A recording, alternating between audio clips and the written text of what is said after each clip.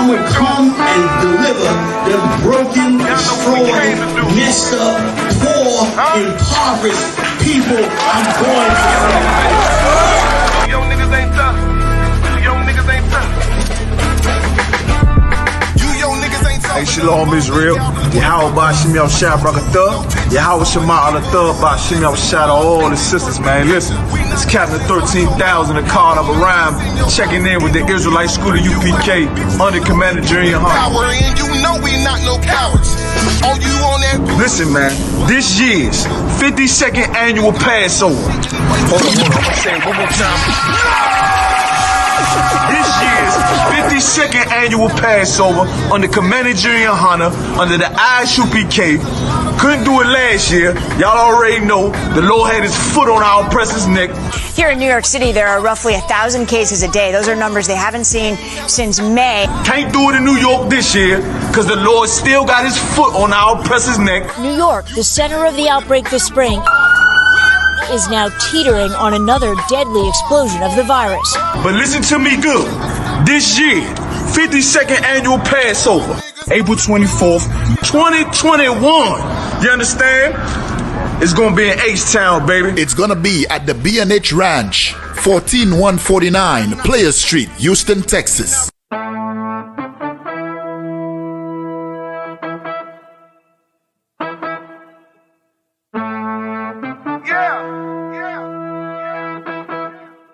Y'all know what we do.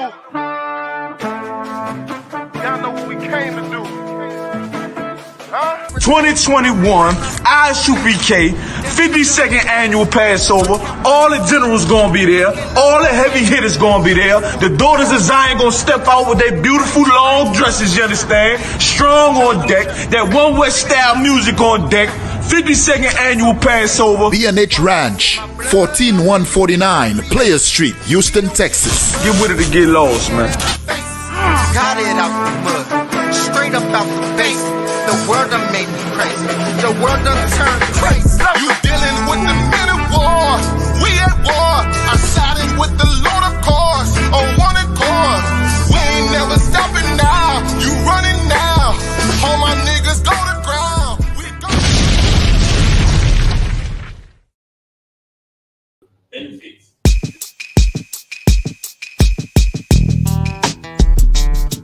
Shalom. Yahweh Bashim Yahweh YAHANNA Yahweh Shemal Ladon Bashim Yahweh Shah to the sisters.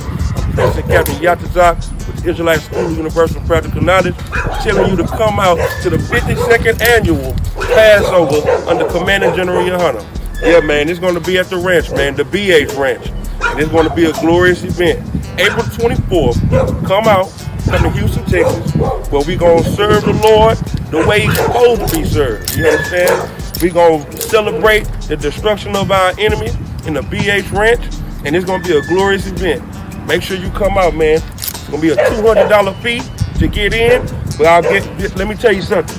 You're going to enjoy yourself. This is going to be the best event you've ever been to in your life. So I'm going to tell you, man, 14149 Players Street, come out, man, and enjoy the brotherhood and sisterhood under Christ. With that, shalom.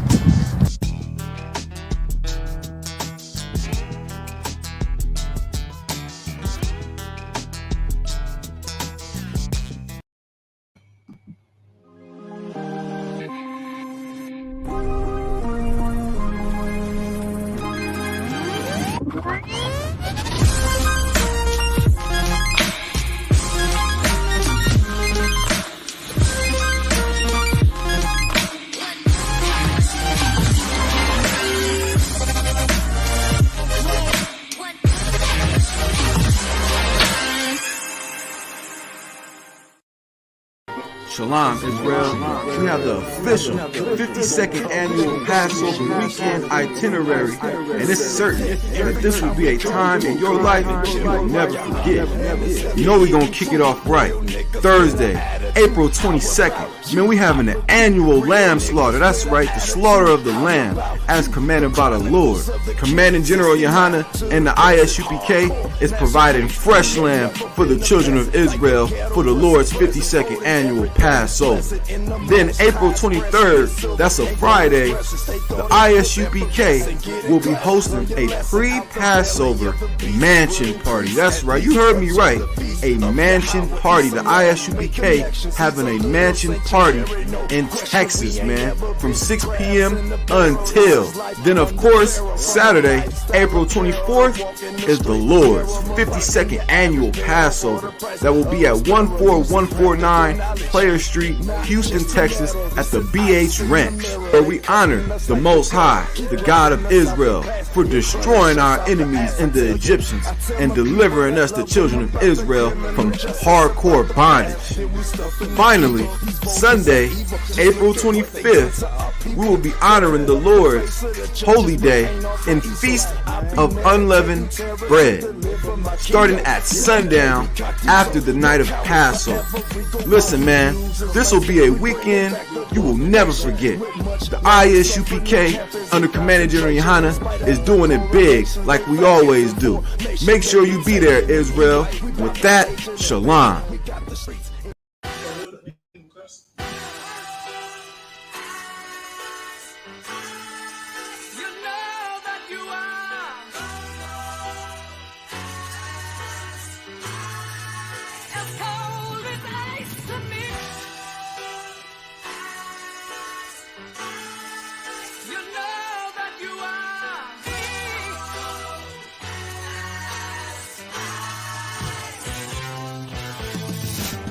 Take a second, we reflecting with the light, but this the life, I fucking love it. Wouldn't trade it to be white, now that's alright. I got the right at first, the devil's redefining work.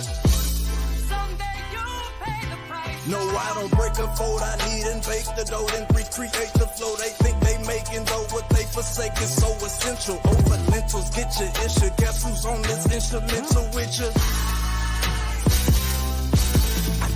Damn, if we was family, view unread and call it spam. I'm not a fan of Antichrist, they slayed the man. I swayed the Tim like here I am, the son of Sam is taking shots at David Berkowitz. Pussy.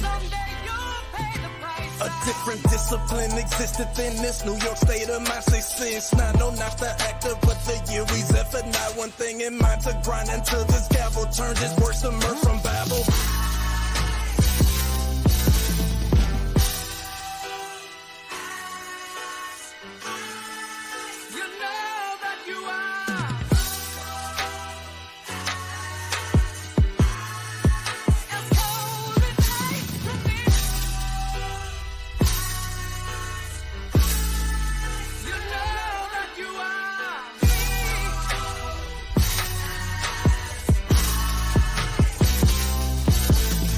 Lines of 69, I follow protocol. This kingdom built. So people go.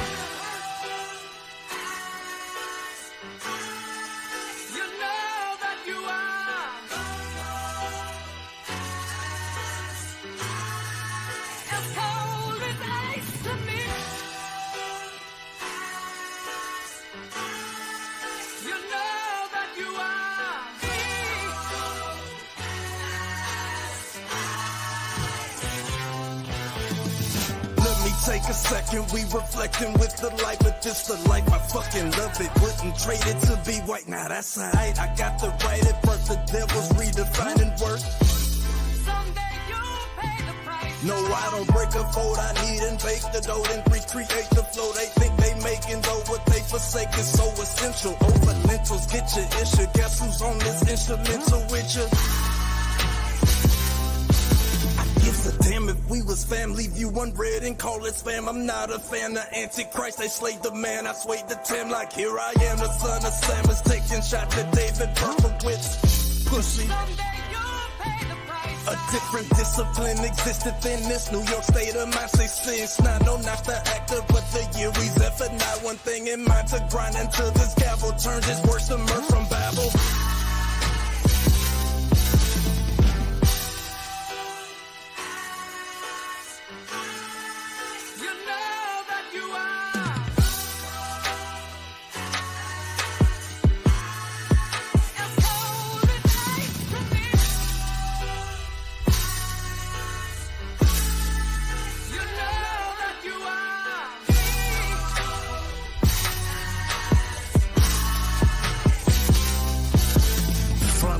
69, I follow protocol. This kingdom built.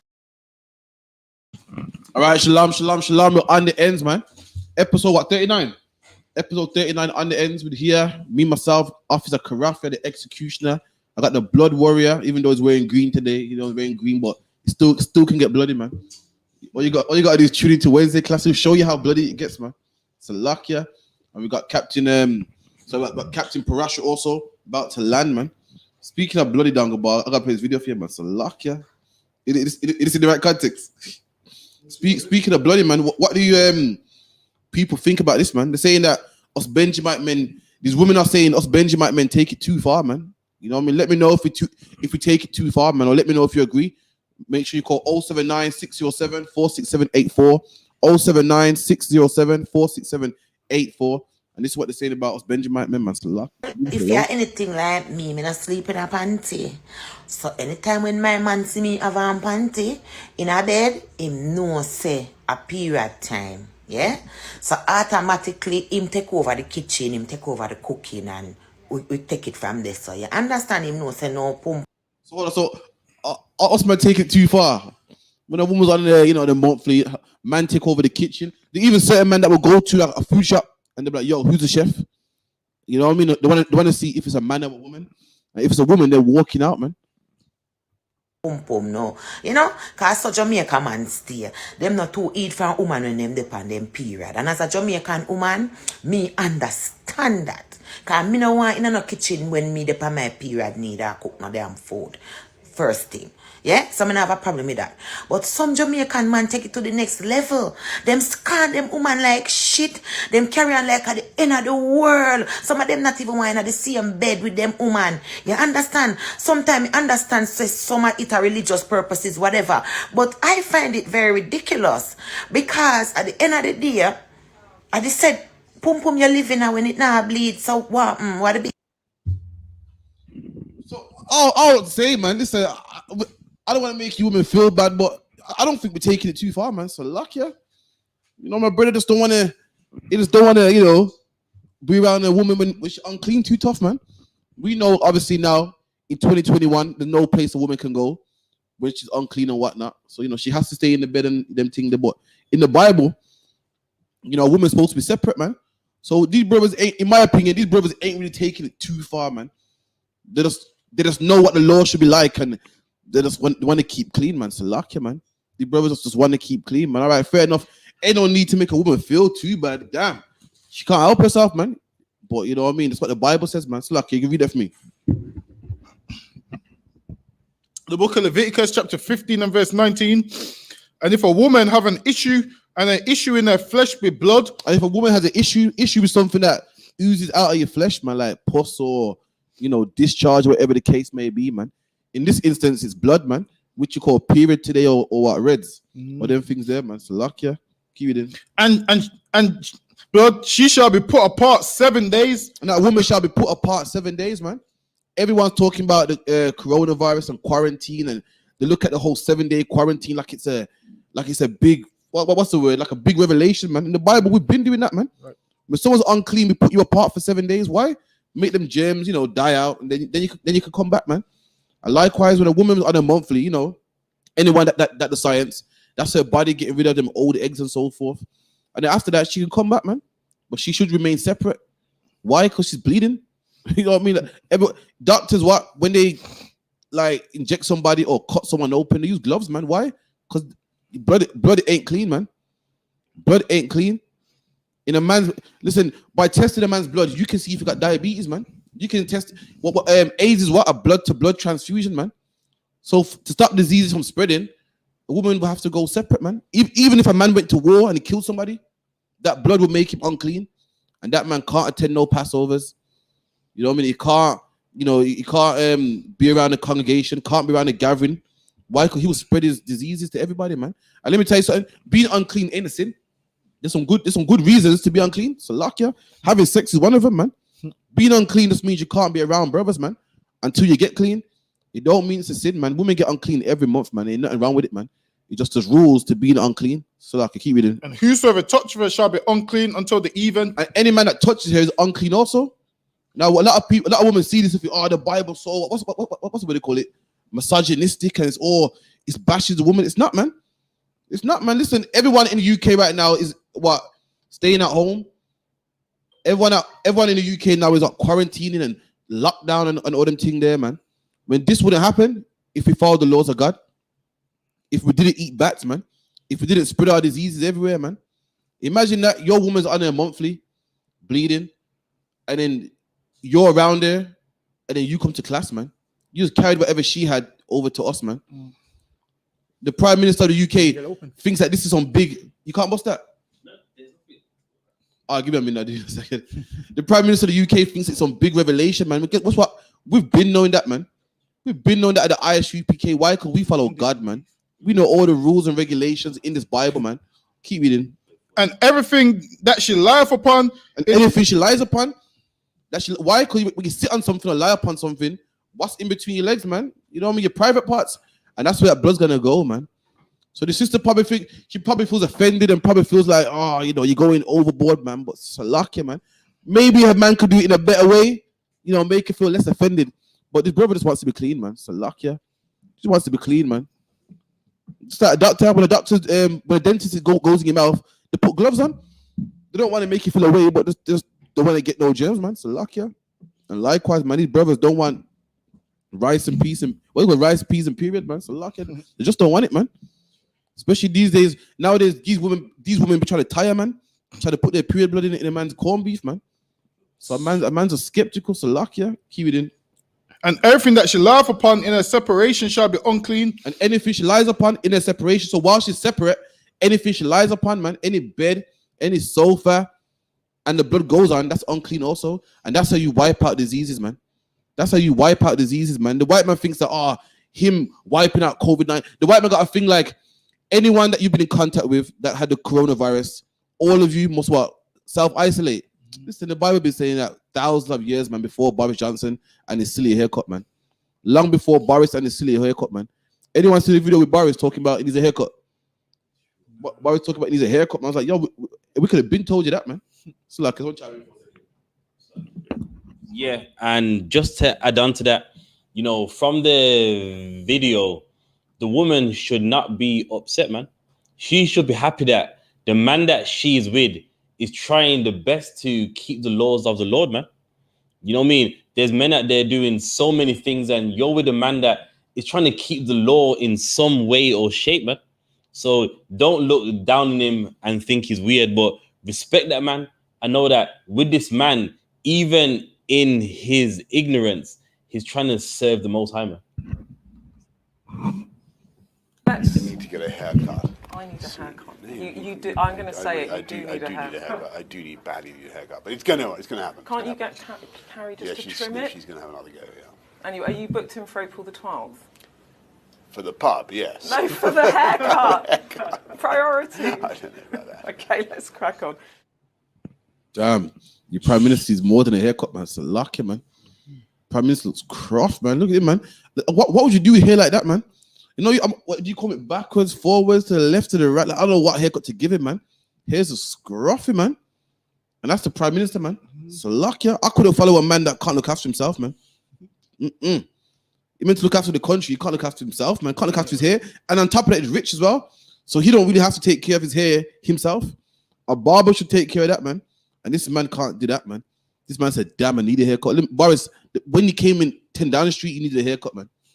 Stop trying to blame it on lockdown, man. You've been needed a haircut, man. So luck, yeah. Well, let's. You need to get a haircut. I need a haircut. You do. I'm going to say it. You do need a haircut. I do need badly need a haircut, but it's going to happen. Can't you get Carrie just to trim it? She's going to have another go. Yeah. Anyway, are you booked in for April the 12th? For the pub, yes. No, for the haircut. Priority. I don't know about that. Okay, let's crack on. Damn, and that's your Prime Minister, man. That's why the UPK, we don't put our trust in no oppressor, man. You know what I mean? Oppressor's supposed to be ruling over us and giving us laws and making us feel safe, and he can't even control his hair, man. So luck, yeah. Preeti Patel getting what 70K eyebrows and stuff. If it's true, man, wouldn't surprise me. That's why she's so keen on getting black people locked up, man. Why? Because she wants to keep that job, man. She wants to keep that money flowing, man. She wants some eyebrows done and them her nails done and the nice, you know, designer handbags and so forth, man. That's why she gotta make sure black people get deported, man. She gotta make it look like she's doing her job. Her job is to is a home secretary. So she's over what illegal refuge, what's it called? Asylum seekers, illegals, refugees. And she wants to make an impression, man. Like, listen, I'm doing my job. And who better to use than black people, man? Because no one cares about black people. No one cries for black people. No one protests for black people. So you deport us first, man. But who she needs to deport is her cousins, man. Right. And her uncles that all live in one chip shop upstairs, man. Who all work in the same chip shop, man. Making, you know, they make the chili sauce in the bath, man. They make the chili sauce, the chili and mayonnaise that you use in these chip shops. They use the bath to make it, man. And that's who she needs to deport, man. Not poor innocent black people that help build the country, man. But them same people that you go to their shops and you buy a Lucozade, man, and it says not to be sold separately, but they're selling it separately, man. Right. Them same people where you pick up a prawn and cocktail crisp, man, it says not to be sold separately, but they're selling it separately, man. Give you one example. It was a few weeks ago. I was in a shop and they had a can of Arizona. You know what I mean? For those of you that don't know, Arizona is an American drink. So on the can, it had 65p. When I just like flip the can with a marker, guess what they did? They put the a pound sign and one, man. They want me to buy something for £1.65 when on the can itself it says 65p. So I walk up to them and go, also, is this 65p? The man's like, no. It's £1.65. I just dropped that can back down, man. So left the shop. I'm not paying £1.65 for a drink that on the tin is clearly telling me that this drink is 65p, man. And you know, it's disgusting with these Arabs, man, or these Chacha, man, whatever they call them, man. Like, they don't speak a lick of English, but for some reason they think they can use black people, man. They see you come in their shop. Listen, I'm better than you, man. You can't even speak English, and they look at each other like, yo, let's rubbish black man here, man. Yeah, boss. This drink £2, boss. Lying to black people, man. That's how bold they become over the years, man. Can't speak English, but they see black people as a way to make money, man. You jump in their taxis, they're overcharging you, man. Taking a long way around to, make their money. You buy anything in their shop, they're bumping the prices, lying about the price. Listen, if you're a black man, you better know some mathematics, man. You better know some mathematics, because there've been times when I go to shops and pick up stuff, and the man hits me with a price, man. I'm like, that can't be right, man. When so I asked him, boss, how much is this? And this, and this, and this. And before you know it, it don't even add up, man. You gotta start doing that, because these men are robbers, man. That's right. Imagine if they rob every black man of £1 a day. That's £100 a day, man. And then tomorrow another £100, man. And that's what they be doing, man. That's what they be doing. We're not good enough to pay for our petrol before we pump. No, we're not good enough for that.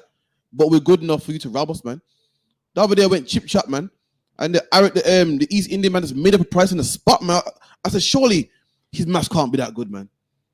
His maths can't be that good. The man said, he goes, okay, that's kebab and chips, corn and chips. Yeah, £10.50. He's like, yeah, add up so quick, man. Just lying. I said, hold on, how much is this? And that. I go, boss, that don't add up, man. And that's what they be doing to brothers, man. Thinking that we're stupid, man. That's how low we've become. That these people, these Arabs that stink of curry, man, want to come rob us, man. And that's who she needs to be deported, man. It's lucky the one. Now, and also just to add on to that, in the UK, a lot of these East Indians and their English ain't good. To us, we think, oh, they're nice people. They're innocent. Let me tell you something, man. Back home, they beat Africans, man. Back home, they got Africans that are like man slaves and maid servants. And that's why when they come here, they look at us and think, you know what? You know what I mean? Look what I do to someone that looks like them back home. And they believe in England, they can do it unto you, man. Even though they can't speak English, and on face value, people look at them and go, they're innocent, man. Look, man, there's here running that shop. When listen, back home in their homeland, there's a people that they think of us and they do them bad, man. That's right. And then when they come here, they have this belief that they can do the same thing over here. And we got to show them that you can't, man. And that's how the players, man. You come in the shop, come on, man. I'm going to buy my food and get out, man. I'm not your friend, man. Don't patronize me, man. Don't run no joke with me, man. I ain't your friend, man. As soon as I step in the shop, trying to hit me with a Jamaican accent, man. You know what I mean? You come in the shop, all right, boss, how you doing, boss? And disrespectful, man. So luck, yeah, may I add, man. A white man comes in the shop, gets good treatment, man. I come in the shop now, you treat me like I'm your friend, man. Listen, I'm a customer, man, like everybody else, man. Don't walk on me, man. Don't try to save me. Don't try to bump fists with me, man. Me, you ain't friend, man. So luck, yeah. I don't have heathens who are friends, man. That's right. You know what I mean? So that's how these heathen work, man. Them heathens need to be deported, man. If Preeti Patel wants to make some money and try keep her job secure, what she needs to do is deport them, man. They need to go, man. That's what she needs to do, man. She needs to lock down Calais in France and find all them immigrants sneaking in the back of lorries, man, and leave poor black people alone.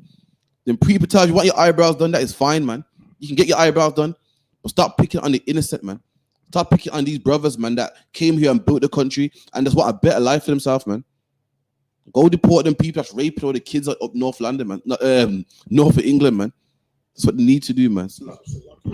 Also, I want to see what Preeti Patel's going to do about all them white boys causing that riot in Bristol, man. That's right. Was it about a week ago, 2 weeks ago? Last week. Listen, man, there was rioting in Bristol. They mashed up the police station. They injured about 11 police officers. They broke down the whole of Bristol. And I want to see what they're going to do with them, because when black people rioted in 2010 over Mark Duggan being killed, a black man, so they claim we rioted. Personally, I didn't see no black people rioting. That's just me. I didn't see no black people I didn't do the right, to be honest, nah. Listen, I ain't IUIC. We don't snitch. I didn't see no black people rioting. We don't snitch. But in 2010, the black men that they claimed the court rioting, they evicted them out of their houses, man. That's right. So if you lived in a council house, they would use that to evict you. So they kick black people out of their houses. And now we need to see if they're going to kick these white people out of their houses, man. We need to see if they're going to kick these thugs out of their houses who's assaulting police officers. You see how the police officers couldn't even restrain them? Just throwing barriers at the police officers. They broke all the police station. So much that they're to bring in police from other cities close to Bristol. Those garbage everywhere. Whereas when black people rioted, it was over what? It was over a black man being killed. What these white people are rioting over is a little bill, man. The bill was that the police are allowed to move protesters on. That's what the bill is. Kill the bill. Kill the bill. So the bill is the bill is the police have got tougher powers to deal with protests. So imagine white people teared up the whole city just for that, man. No one died. It was just them passing a new bill, and these white men rioted, put on masks, and was violent, man. You can look it up on YouTube. Those violent. They injured about 11 officers. Apparently, some officers had broken bones and something, man. Shit. Now in the Mark Duggan riots, police officers didn't get injured, man. There was no injuries to police in the Mark Duggan riots. We got injured in the Mark Duggan riots. Exactly. Luck, yeah. Preeti Patel called Black Lives Matter what was the word? She's ridiculous. It's ridiculous march, and I won't take the knee. Yeah, ridiculous march, and she won't take the knee. Now, she's hardly said a word on what they've done in Bristol. All she said is the police are here to protect us. That's all she said. Meanwhile, when black people do something, they make out like we're animals and we're the worst thing in the world. Meanwhile, white people, they can ruin a whole country single-handedly, and nothing happens to them. So I just want to see if they get evicted from their houses. That's right. So if you got a bit of savings, just pull it down. You might get a house for cheap. Might get a house for cheap in Bristol if they get evicted. That's true, man. And look at the superintendent. Decision by the Metropolitan Police to say that we cannot allow this to go ahead. However, it's not about whether it goes ahead or not. It's about how you deploy your tactics. So this is the superintendent of the police force. We brought this out last week. She said she's not against police stopping protests. It's how you use it. It's how you use your tactics. Meaning, be nice to the protesters. Don't rough them up too bad. That's what she's saying. It's how you use your tactics. What tactics you use in order to safely allow that vigil to go ahead. And let's also not forget, this was a vigil, not a protest. You will always get people that come along that will be those that want to disrupt something so personable and something so sensitive. This wasn't Black Lives Matter. This was a... You hear that? She goes, it's how you use your tactics, man. This ain't Black Lives Matter. Meaning, you don't treat people like this. This ain't Black Lives Matter. In Black Lives Matter, yeah, you treat the niggas kind of rough. You rough them up, cough them up, but not here. You don't do that to these people. Only to black people, man. But guess what? You should have twisted up them people in Bristol, man. That's right. They did more damage than what we did, man. They did more damage than any Black Lives Matter protest ever done, man. They need twisting up. They need locking up. They need the baton, the tear gas, the pepper spray, the police dogs, the water hoses. That's the problem. That's why Bristol's on fire today. You know why? Because it wasn't Black Lives Matter. It wasn't black people protesting. And that's why your police got broken bones, man. Because you're directing your anger to the wrong people. You're too busy hitting black people with the baton when these white boys need hitting with the baton, man. Right. You're busy spraying pepper spray in our eyes when these white boys that broke the policeman's bones, they need pepper spray in their eyes, man. Right. You're too busy twisting us up and, having your police dogs bite the breasts of our women when these white women, they did their breasts bit off by a German shepherd, man. And if you apply them same tactics on them, your policeman wouldn't have broken bones, man. He wouldn't have broken bones. He wouldn't be in the hospital, man. But this is the problem. They're so busy hating black people. Anyone see that movie, Don't Be a Menace? When the guy's in the shop, so busy watching black people, watching the black man, that a white man's rubbing the shop under his nose, man. And you're so busy locking up black people, killing black people, harassing black people. And guess what? White people are destroying Bristol, man. Right. Destroying Bristol, man. And guess what? When we rioted, not me, myself, but when we rioted for a cause, man. For a cause. You killed one of our brothers, man. But the white man didn't understand that. I don't understand why they're writing for. I don't understand why they're doing this. And they're writing because a bill, man. Because a bill got passed, man. That's it. And policemen got broken bones because of that, man. You might want to deploy your tactics properly, man. Them same tactics you're talking about, use them properly, man. Because you use them on black people. And when they should have been used, you ain't using them. And that's why Bristol's on fire, man. This is Bristol right now.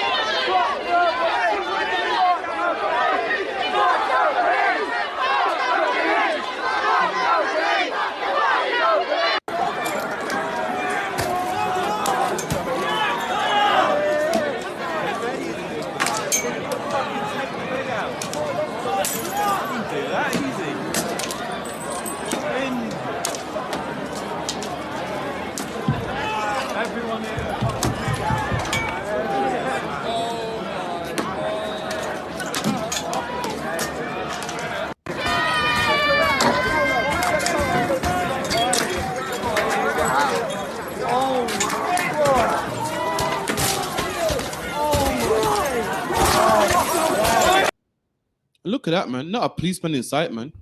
And you know why? Because it's not Black Lives Matter. That's right. You can't be treating people rough like that, man. Only them black people can treat bad. Listen, you got to start treating these like bad, man. Damn, you might have a city left, man. You might have some police officers, man. You wouldn't have to call in for reinforcements, man. So luck, yeah. I thought it was how you deploy your tactics, man.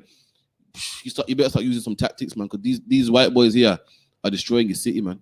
There won't be no Bristol left. These white boys took down the Edward Colston statue, man. And guess who got in trouble for it? Black people did, man. That's right. We didn't bring this. A black man scared to vandalize anything, man. These oppressors ripped down a statue that was there for hundreds of years, man, and threw it into the river. And not one policeman said, "Hey, what are you doing, man?" I think they might be the problem. So luck, yeah. I've been on the corner with 10 black men, and one policeman roll up and black people dip, man. We get out of there. You know what I mean? We're not the ones that you want to use your strength on. It's these oppressors, man, because they ain't scared, man. They're the ones dragging statues through cities, drag the whole statue through the city, and threw it in the river, man. Listen, Black Lives Matter ain't your problem, man. She says it's not Black Lives Matter, like Black Lives Matter, fair enough, man. You got to use that force, because they're something else. Listen, Black Lives Matter ain't done what these devils have done, man. Over a bill, over a law, man. Over a law that what police can stop protest, that's it. What they mad about? Mark Dog is dead, man. You know what I mean? Who else? Rashawn Charles is dead, man. That's right. Chevy Gross is dead, man. What from the bullet that the policeman put in there? Chevy Gross got shot in her back, paralyzed, and then years later died from the same bullet the policeman put in her back, man. Meanwhile, we didn't break down nothing. But we have a right to be angry. We have more right to be angry than these devils, man. These young these spoiled devils, man. The spoiled devils that don't want to listen to nobody. We have more right to be angry than them. But hey, you don't use no baton on them, man. You let them tear down the city. Policeman had the baton in his hand, didn't touch nobody, man. With us, you don't hesitate to deploy them tactics. As soon as we get together, man, you got the riot gear ready. You got the pepper spray, the tear gas, the horses. That's the new one. You got the horses ready to gallop on, man. So lucky, man. We move on. We can add on to that as well. That video right there, no one can't blame that on black people, man. In that video, you can see everyone involved in that riot is white, man. And why does that have to be shown? Why? Because any riot that we have, there's a valid reason for it, man. That's right. Look what they're doing for a law, man. And now, what is amazing about this is it's a law, meaning if you don't break the law, then it wouldn't even apply to you anyway, man. That's right. You know what I mean? It's not a law that is evident in your everyday life. All they're saying is because of the coronavirus, if you're on the streets, please, you know what I mean? Just don't be on the streets, man. When you want to protest, just don't do it. So what is the easiest thing to do? Just not do it, man. That's right. And you know what I mean? By law, they took that right away from you. And look how mad they are, man. Look at all the damage they've done over just a law, man, that you don't have to do. That's right. You don't have to do. All right, now I'll give you an example. If they was to raise the tax, I could understand them like, well, with tax, everyone pays tax, so I see why they are angry. This is a law where if you're in the house, what would it do to you anyway? Right. But guess what? They want to riot anyway, man. That's right. Let me tell you something. With blacks and Hispanics, anytime we do something like that, there is a reason for it. Now, I'm not saying that is the answer, but there is a reason for the madness we do, man. That's right. But with the white man, he does it because he can, man. He done it because he phoned his mates. Yo, man, you know what I mean? I got this gas for like in the bombs, man. You know what I mean? Let's go and do it. And that's the difference. So no one can never talk about a protest that blacks and Hispanics have. You need to focus on white people, man. That's right. Because over a law that doesn't even apply to them if they're isolating, it wouldn't even matter. That's lucky, man. We're gonna shift gears real quick, man. And that's how it is to be white in this kingdom, man. You're free. Imagine that you're so free. If you don't like the law, you can do something about it, man. But with black people for too long, we ain't free. We're the slaves, man. We don't like something and we just carry on because hey, we got no choice. That's how free white people are. That they don't like something, they can riot against it, man. You know what? Who's ever worked with them devils here, man? I'm gonna show you how free devils are. Devils are so free. You'll see a devil at your slavery and say, yeah, I'm leaving in 2 weeks. Why? What happened? I don't like it here no more. Like, what? They said, as a black man, we can't leave a job because we don't like it. We got rent to pay, man. We leave a job because we found something better, man.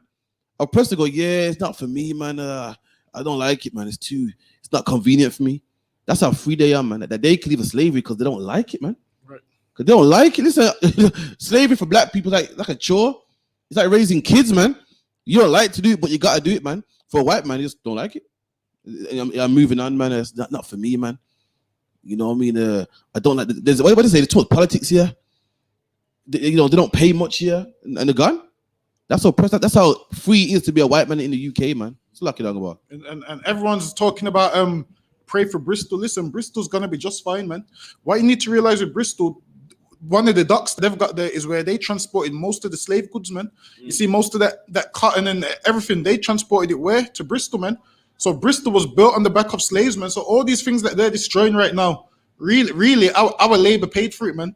Don't let the white men tell you must pray for Bristol and whatnot. Like, well, it is how they're destroying Bristol now. How Bristol looks like now, how like a shithole is how it looked before they started sending over all the slave money, man. That's right. They just want it to look like how it originally looked, man. They give them white boys a hand, man. They're missing Bristol how Bristol originally looked, man.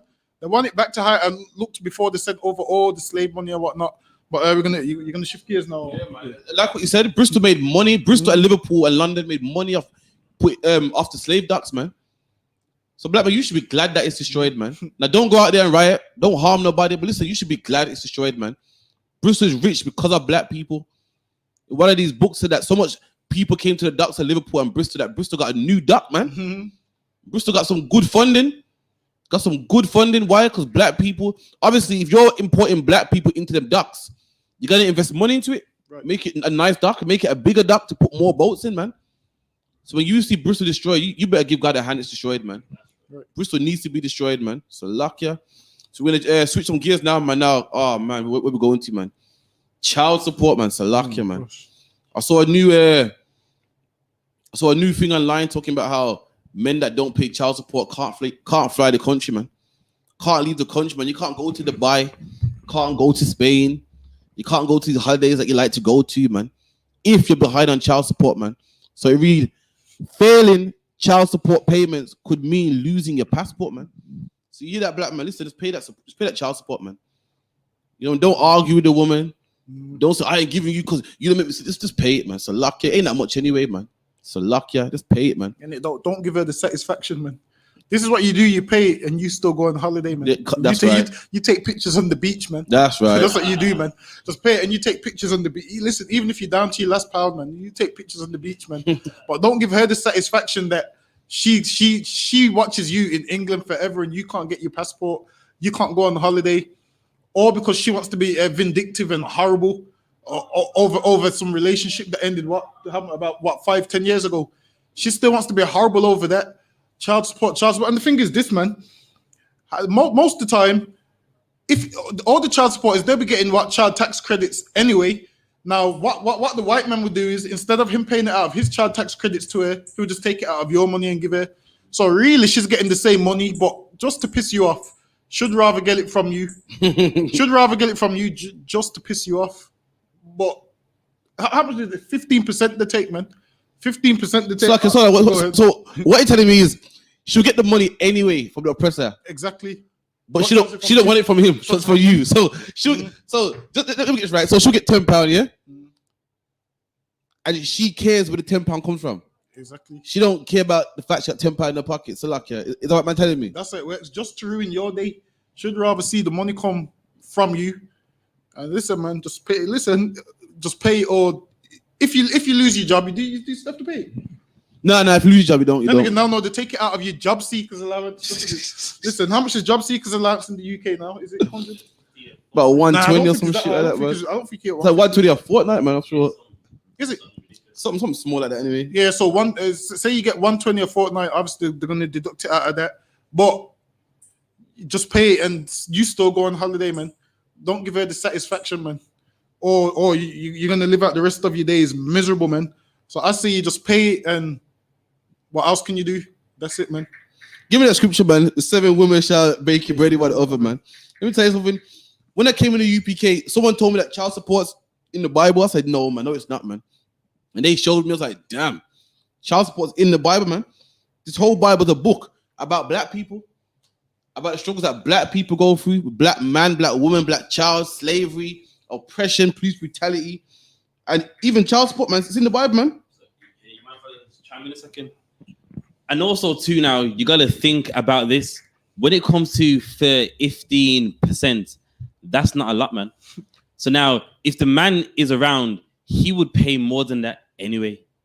But now what they do is, out of trying to hurt that man, you want him just to pay 15%. That actually benefits him, man.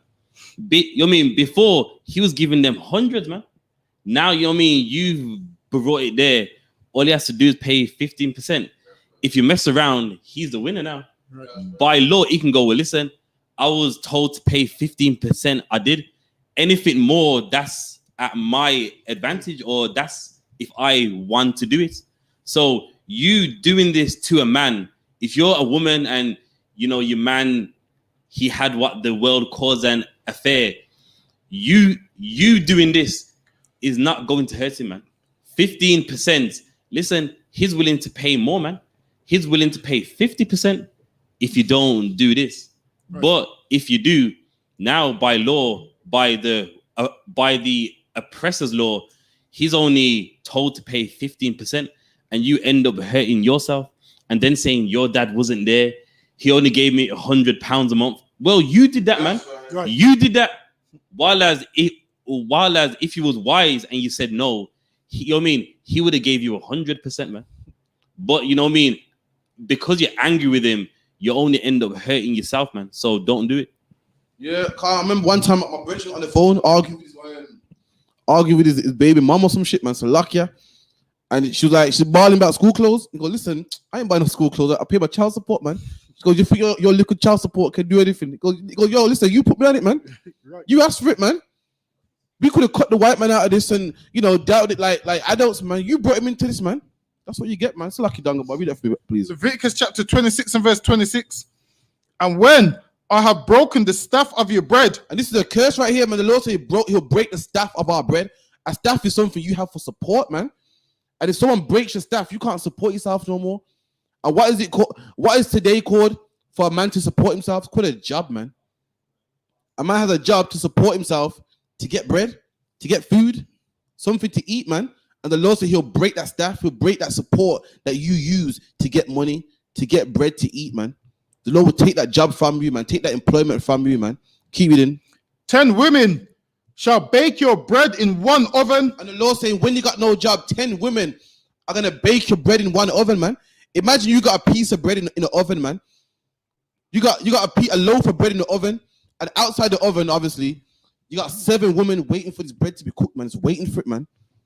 That's your wage right there, man. Before the month end come, listen, there's 4 women who's waiting for that paycheck, man. Like, right, I want my child support, man. And next woman wants a piece of that as well, man. Everybody wants a piece of that money, man. And this is in the Bible, man. Curse that God said will happen on black people, man. Black men, Salakia. Right, good. Oh, no, carry on. They shall deliver you your bread again by weight. And they will take your bread and deliver it back to you, man. Whatever's left, they'll give it back, man. They say, yeah, I'm satisfied. I got my piece. Here you go. Take back your bread, man. And usually what's left? Change, man. Change, man. Little pieces, not much, man. And that's the curse. That's on the black man. So lucky, man. What can I say, man? So when I read a few of these comments, man, a lot of people had a lot to say on these comments, man. Mainly was a lot of women, a few men, and that. And some fair comments, man. Some fair comments. Some of them had some fair comments, man. We're gonna get into it real quick, man. But you know what? All this thing was loads of negative ones. Someone said you should lock them all up. Blah blah blah blah blah. You won't be doing holidays with your boys. This and that. Listen, man. The thing is, yeah, you're saying you won't be doing holidays. You do know some people fly. We don't, but some people fly what fake passports. Some people fly on fake passports. Listen, there will always be a way around. A man, if he wants to do something, he's always gonna find a way around it. You ain't stopping nothing, man. I'll give him my passport if he asks for it, man. But go ahead. So we got can't pay, take it away. We got oh well, maybe they'll spend the money on their child instead of flexing for the gram. That's a hater right there. Hey, that's bad. These women do the same thing. These women flex on the gram too, and got their kid in the room somewhere, man. While they're taking pictures of their side angles and top angles, they do the same thing, man. So luck, yeah. Acting like you're rich and all of those. Yeah, things. It's the child support money, man. So what? Because a man got a child, he can't live no more. Excuse me, man. Just bury me in a hole, man. I got children, man. A man got to live too, man. A man can't flex. Excuse me, man. Says some people are in big trouble. All these deadbeats are shaking. So lucky, man. Osman was getting it this week, man. Any more on that? Someone brought up a good point as well. Let me see if I can find it. A man or woman? I believe it's a man, you know. See, how did I know? How did I know it was going to be a man? How did I know it was going to be a man? Let me see if this is the one. Is it? Yeah. Let me zoom in a bit. And it says, men who don't provide for their children are lost souls. Shouldn't be taking trips if you can't support your child. Okay, fair enough. Good for these deadbeats. Love running away to live their best life on holiday while their BMs is struggling with their child. So will they cancel the passport of a woman who use their children as a weapon and refuse to let their father see the children? Exactly. Give him my hand, man. He's felt the struggle, man. He knows, man. That's bang on, man. Do you know a lot of men are paying child support and can't see the child, man? The mum, listen, a man that cheats on his woman, she's bitter, man. When a woman's bitter, listen, she's gonna go to level 10, and this woman would put you on child support And on top of that, say, I ain't not seeing them, man. Say, I ain't not seeing them. You can't, you got to pay child support and you can't see your children, man. Why ain't there no punishment for that? Right. Fair enough, listen, black men, if you're a black man, you got children, you should look after your kids, man. You should look after your kids, man. And there's a lot of punishment and chastisement for black men that don't look after their kids. But guess what? There is no chastisement on a woman that don't let the black man see the kids. That's right. None. Oh shit, Captain Kaposta, can you get in on this heavy topic? Oh, come on, man. Come on. Come on. We gotta have you in on this topic. You can say one thing. Listen. And also, what's bad about this as well is that, imagine this now. As a man, you see your kids on the weekend. Imagine this. With your rib or, you know what I mean, the woman in a relatable term, you can have the baby on the weekend. She can just come and go, no, I want him back. And guess what? You have to hand that baby back, man. You know what I mean? Like, as a man, where is your rights, man? That's right. You have to pay this support, that support. And then even by law, if you and her agree on something, if she just shows up and, you know what I mean, she's sad, she bawls, all of a sudden, the policeman's going to say, yeah, just give the baby back to her. And you're going to be like, no, but you mean I have the rights on the weekend? And what's you going to do? I want him back. It's my baby. And then now, you know what I mean? You lost your visiting times on the weekend, man. And that's what this society does. It takes the power away from the black man to where you got no say, but you're doing everything, man. You're doing everything and not receiving anything, man. You're doing all you can and not getting a benefit out of it. That's all I want to say. I like what you said. The other one, that's correct, man. Why is there all these punishments for men and none for women, man? Why don't the government got something in place where a man has to see his child, man, and the woman can't use the child as a punishment? And the government, they check up on us. They check our banks and say, okay, just making sure you're paying that money, man. They should check up on her, saying, so when last did the father see them children, man? And what, you ain't been stopping him? Because that's what it is. You got a new woman. Listen, you can say goodbye to your daughter, man. You got a new woman. Listen, you're getting this. My daughter ain't coming down there with you and your new bitch. She ain't coming down to live in that house. That's what she's gonna do, man. And the government got nothing to say about that, man. All they want to do is just chastise black men, chastise men. But listen, if you're a man, listen, pay for them kids, man. They're yours, man. They're yours. Pay for them. Make sure they're fed and so forth. But no one got punishment for the woman that's also a monster, man. That's right. For a woman that's also an animal, man. We know men can be animals, but guess what? Some women can be animals too, man. A lot of women can be animals, man. So lucky, may I add. And nobody wants to put them in their place, man. The government got nothing to say about that, man. Government got nothing to say about that. A lot of women are using their babies as what? As bait, man. Mm-hmm. 1 minute they say, come get your child, man. What? You're not gonna come get them? Then when you love your child now, no. If you love a child, they'll say, you're not seeing him. Mm-hmm. When you don't look after the child, when you're gonna come see me, deadbeat? Come get them. What kind of man don't see his child? Come get them, man. They're asking for you, man. So as a man, it's hard, man. It's a luck, yeah. Look, you know what I mean? If you do, it's luck, yeah, man. Go on. No, sweat. You know, this was years ago. We was doing the camp on the Birmingham High Street, man. And there was a man, he had a baby with him. Yeah, I remember that. And then now with the baby mom, she had some new man. And it was his rights. You mean, I'm going by what he said. And he was like, listen, I have the rights to the baby on the weekend. And do you know what the woman did? Do you know what the woman done? She just cried and, I want my baby, and was holding on the pram. And the police officer gave the baby back to the mother, man. That's right. I remember. And the man was vexed. And rightfully so, man. And it's like, as a man, what rights do you have, man? That's right. By law, he went to court, man.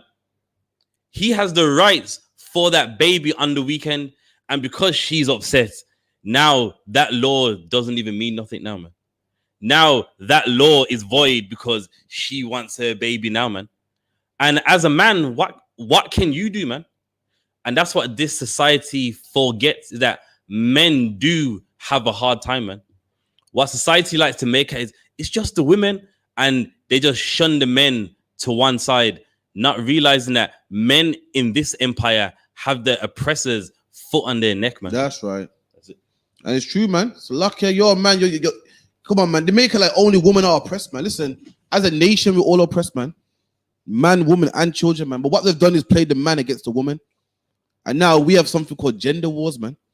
When the Chinese man don't have gender wars, the Chinese are in this together, man.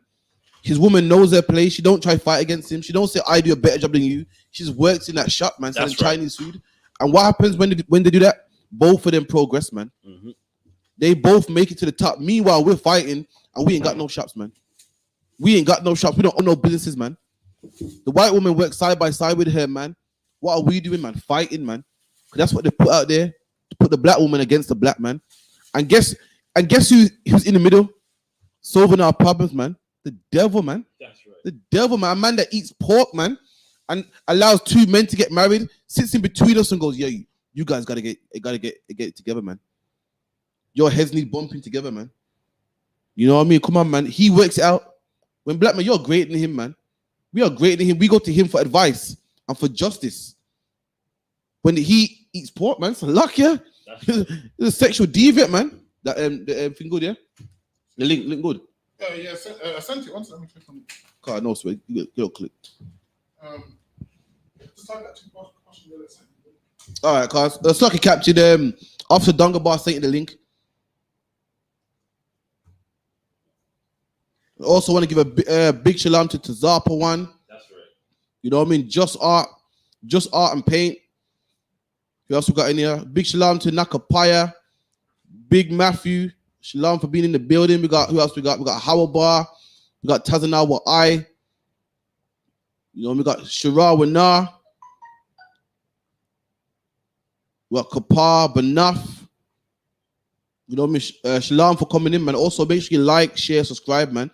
We got Kamala also in here as well. We got Tamika Cook.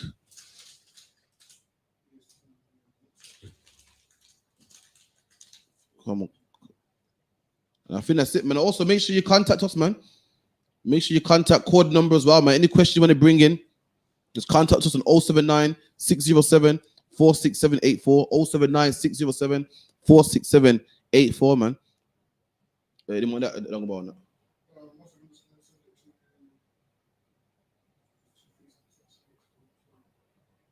Let me get back to where I was. So it really goes. So will they cancel passports of women who use their children as weapons and refuse to let fathers see their children? And it happens, man. People make out all the time like, you know, fathers are all deadbeats and they don't want to see their kids. Some fathers out there actually want to see their kids, man.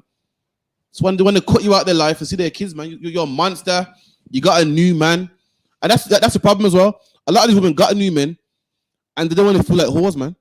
Imagine you're a woman with a new man. And every Saturday, I'm at your door, knocking on your door, man. I'm reminding you how much of a whore you are, man. You got two kids, two different baby fathers, man. So you rather just rub me out, just get me out of the way, so you and your new man can have, you know, one big family and raise me, man. So a lot of them say, oh, you're not seeing the kid, man. You're not seeing them. They start problems on purpose. You know what I mean? Just so you get angry and walk out, man. A lot of the women do shit like that, man. So luck, yeah. Shalom Takayan. Lord in Christ, man.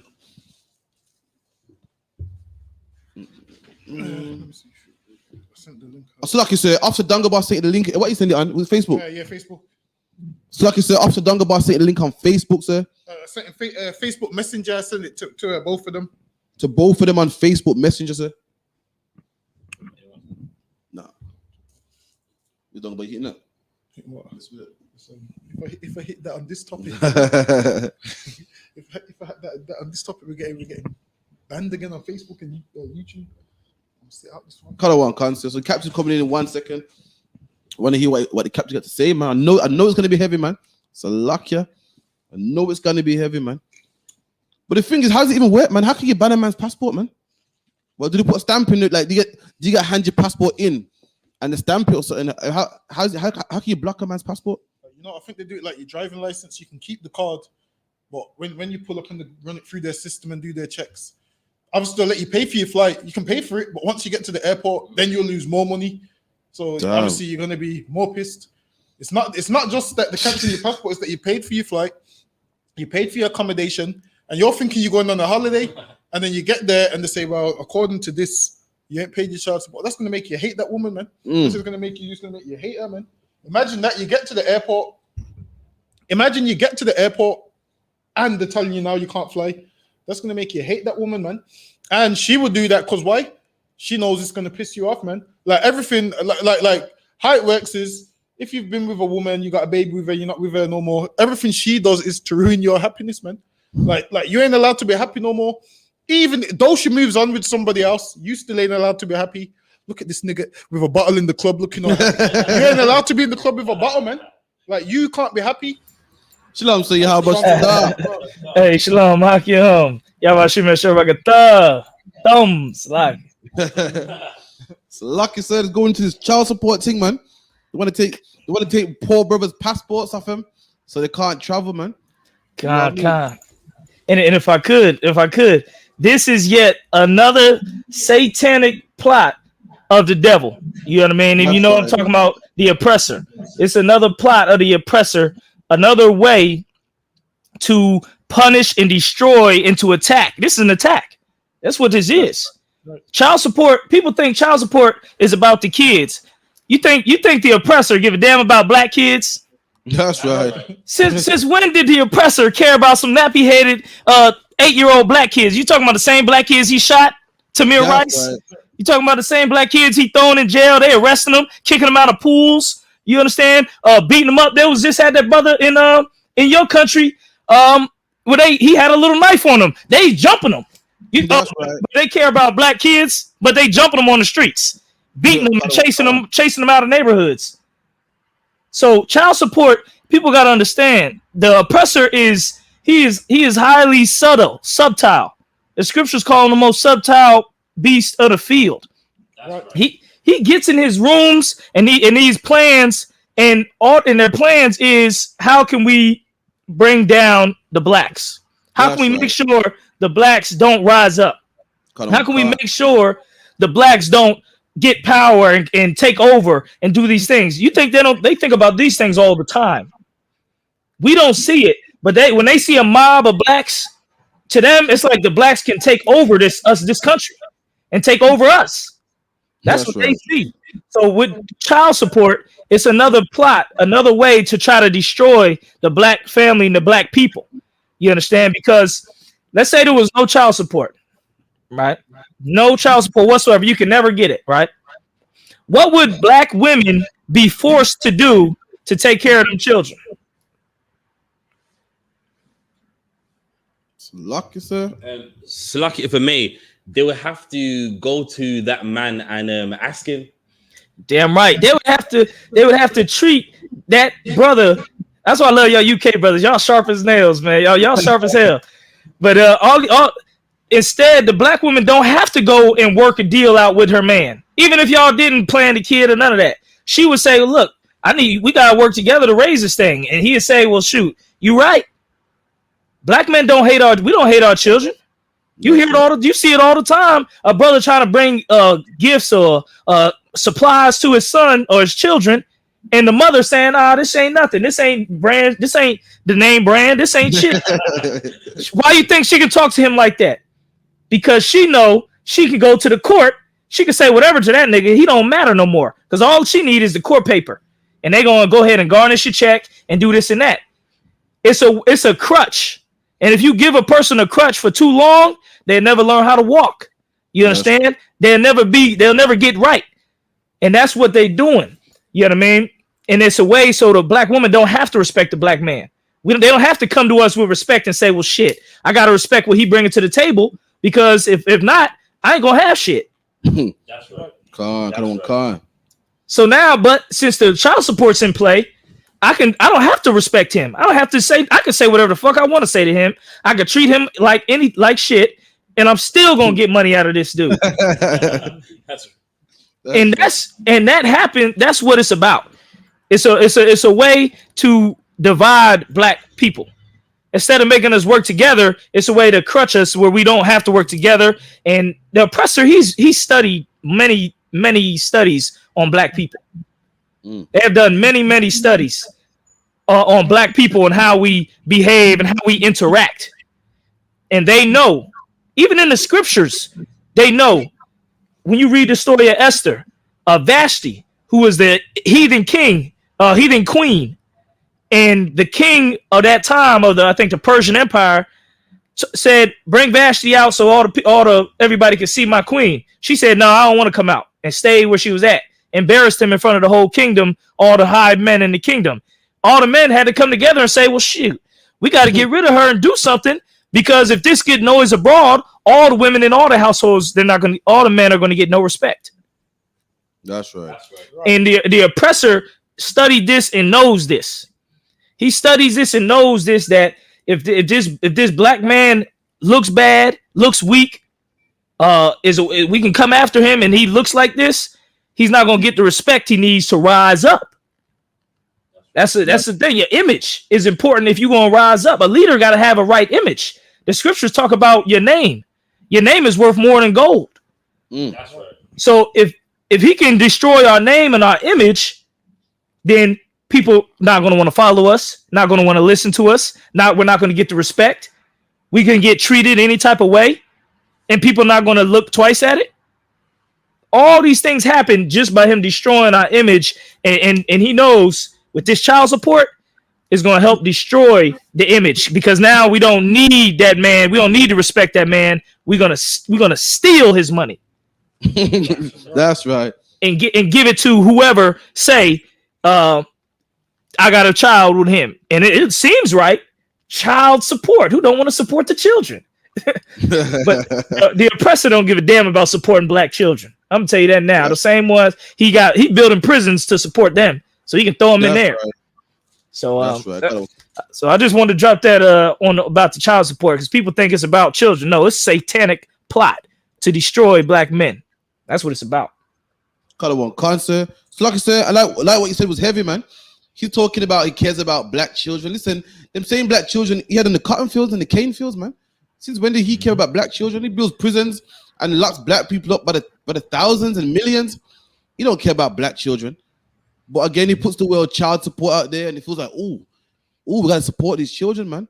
But really, he don't give a damn, man. And it's a business too, so he gets money off it as well. So why wouldn't he start something like that? It's luck is there for me. Mm-hmm. And if I could, brothers who dealing with that child support, a lot of you gonna have to figure out other ways to make your money, like doing work under the table. You know what I mean? And hey, it may drive you to working for yourself. Well, you ain't got to work for the oppressor. That's what you're gonna have to do. I know my brother over here in the States. Shoot, he had to change his whole career path to work for himself, doing home repairs, so he wouldn't get destroyed by the child support and overwhelmed. So like I said, if I may, if you could let the viewers know about child support in America, because I'm hearing now in the UK, child support ain't really that much of a punishment. It's not that, like, a brother would not get locked up over child support in the UK. But if you could let my viewers know that in America, how a brother will get locked up, driver license taken, just because he's poor. And also in the UK, in the UK, that was mine for yesterday. How in the UK, a brother, they don't take much to take like a 15%. But how much would it take away in America, sir? Khan. I'll give you a small inkling, right?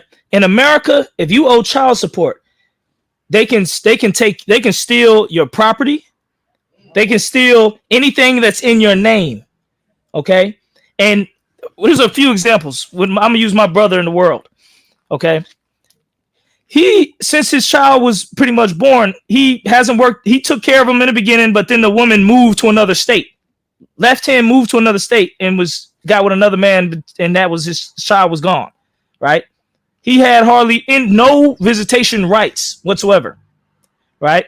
And as of now, the child is about 19, right? He owes over $100,000 in child support, and all that time he never even had a job. So, like I said, if I may, see in the UK, if you don't have a job, then they'll cease it until you get a job. No, not in America. Not in America. They'll keep the back support going, and it's so bad in America. The system is so corrupt in America, where brothers, this is true stories, a brother in the camp got custody of his son because the son was getting abused by the mother. Son like 15 or 14, still getting abused, getting marks and stuff. He get custody. he's still on the hook for child support, even though he didn't have custody for about 2 years. Yeah, I'm sorry. So it's like he's paying child support for a child that he has. Yes. So he's giving money to a woman for the child that she don't even have. Yes. And I'm hearing reports. This is what my brother telling me. He said when he puts money to child support takes pieces of the money and the woman hardly gets anything. So he said he's been sending money directly to his son for years because when he sends it to the support office, that they just take the money and nobody gets the money except the government. Because there's no recourse. There's hardly no recourse. Unless you get a top flight lawyer that may cost thousands. There's almost nothing you can do against the child support office here in America. Nothing. Like you go there, they give you the runaround. They tell you there's nothing they can do. They tell you got to do this, you got to do that. They don't answer your phone calls. They don't return your messages. Nothing. They do all these things. They do basically what they want to do. And it's like that with multiple offices in America, though. You know, you gotta go in the office, and damn near as soon as you go in the office, you gotta tell them, I want to file a complaint. They treat me racist. They treat me sexist. You gotta say that just to get any respect, because they know when you file them complaints that then other higher ups in their office or whatever will have to hear what happened. So if you don't say nothing like that, they'll tell you anything in America. Especially if you're a black man. If you're an oppressor, you get treated with respect and they'll deal with you. But if you're a black man in some type of office that's in the ghetto, that's not clear for me. So if hypothetically speaking, if you're a black man on child support in the US and you start a new slavery, does your slavery know that you're on child support? The government, soon as they see, they'll take their taxes out your check, right? But as soon as they see your name on it, is your child support is connected. So they'll start taking it automatically. You don't have to tell nobody. If you buy a house or you buy a property or they know that you got money coming, they'll take that money before you can even get it. Your tax money, they'll take it. You're supposed to get $2,000 back in back taxes. You file the office, it'll be gone before you even can see it. Damn. They got a racket going out here in America for this. That's why Brothers is so destroyed. Because go ahead.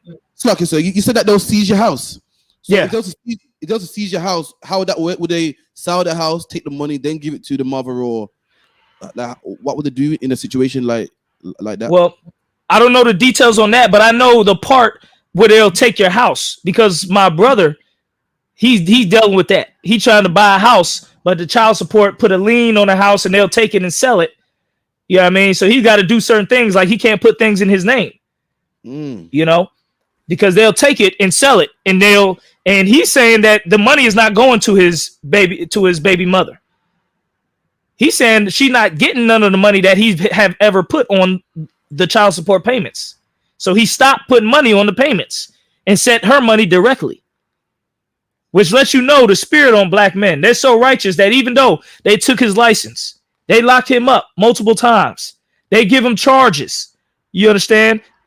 He's still trying to take care of his son amidst all of that. Damn, that is. So, but one last question, sir. So, when they lock you up, like, what do they do? They lock you up for a certain amount of time and let you back out? Because if you ain't got it, then you just ain't got it. Like, what? This is how they do it. They lock you up. They'll hold you for like a period of time. It could vary. It could be extreme time, like 3 months, or it could be a week. But they'll hold you until you have a court hearing. And then you go to that court hearing, you'll get in front of the judge. The judge will chastise you, saying you need to pay your bills and this and that. You're going to have to deal with this. You're going to be on whatever the judge want to say. And you're going to have to pay another fee for being arrested. You're going to have to pay. If you want to get out early, you got to pay a bail.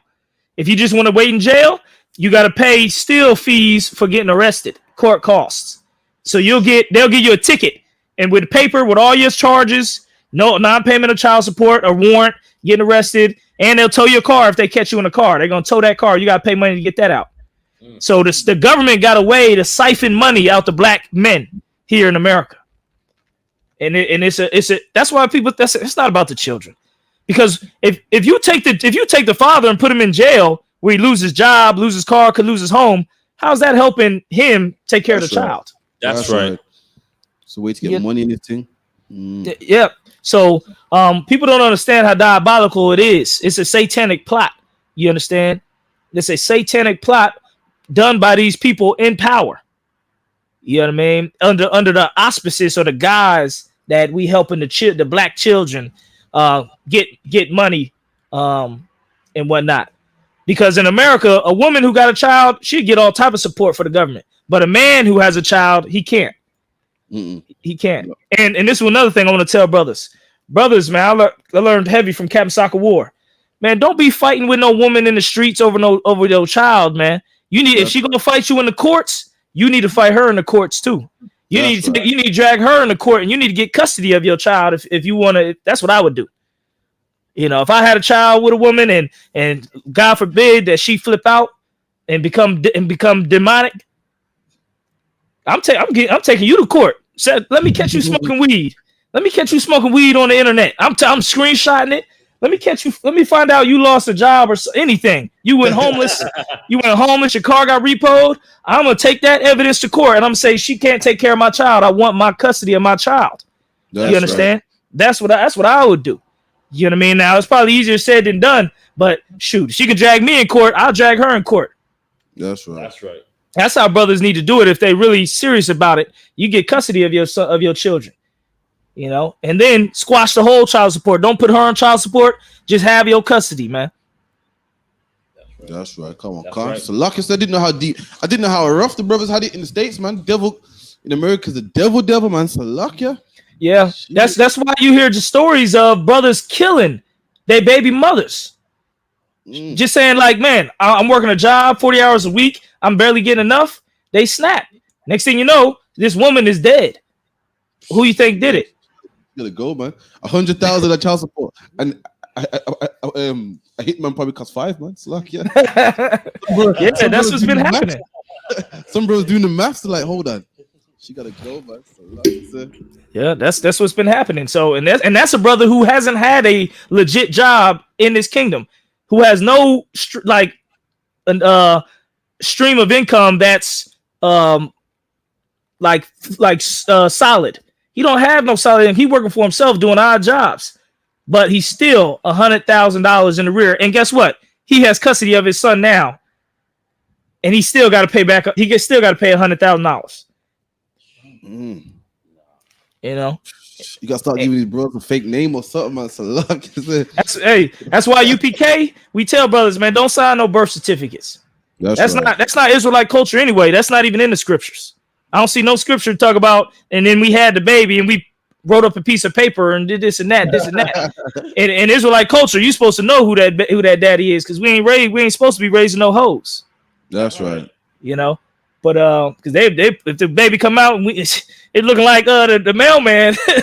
Hey, in Israelite culture, she done for.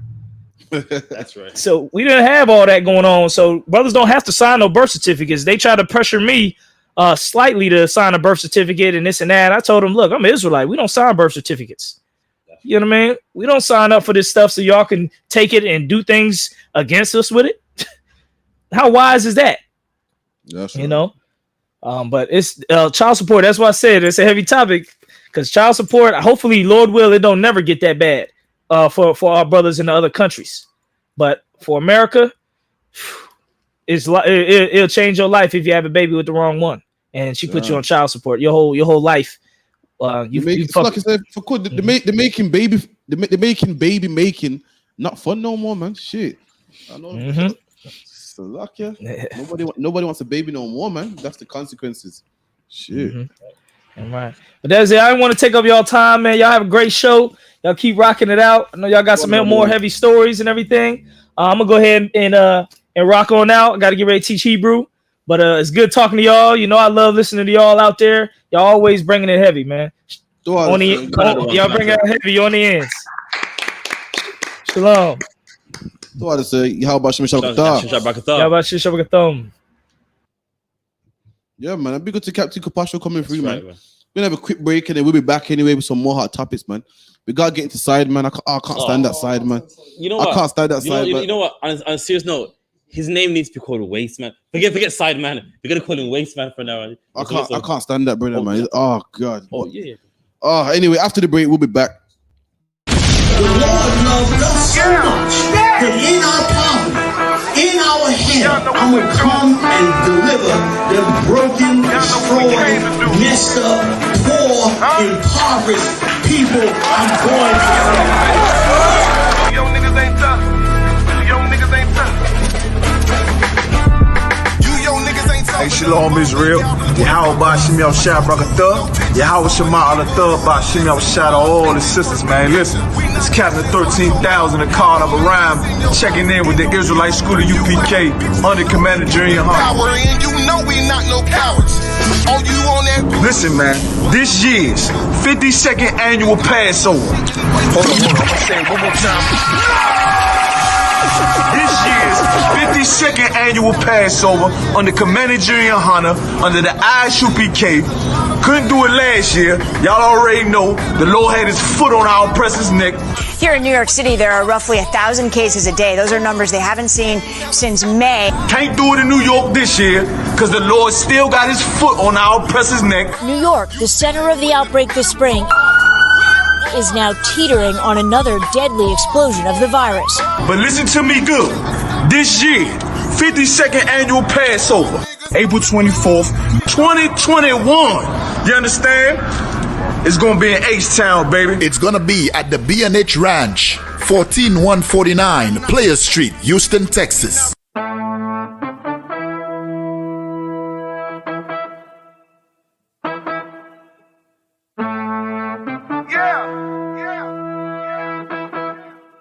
Y'all know what we do.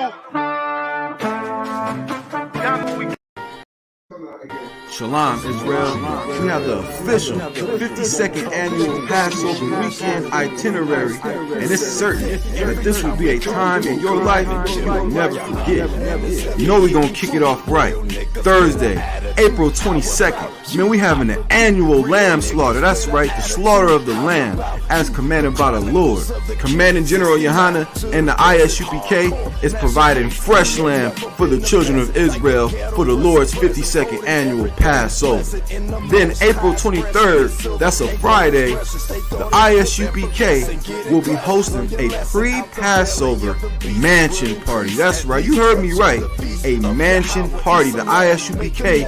having a mansion party in Texas, man, from 6 p.m. until then. Of course, Saturday, April 24th is the Lord's 52nd annual Passover that will be at 14149 Player Street, Houston, Texas, at the BH Ranch, where we honor the Most High, the God of Israel, for destroying our enemies and the Egyptians and delivering us, the children of Israel, from hardcore bondage. Finally, Sunday, April 25th, we will be honoring the Lord's holy day in Feast of Unleavened Bread, starting at sundown after the night of Passover. Listen, man, this will be a weekend you will never forget. The I.S.U.P.K. under Commander General YAHANNA is doing it big like we always do. Make sure you be there, Israel. With that, Shalom.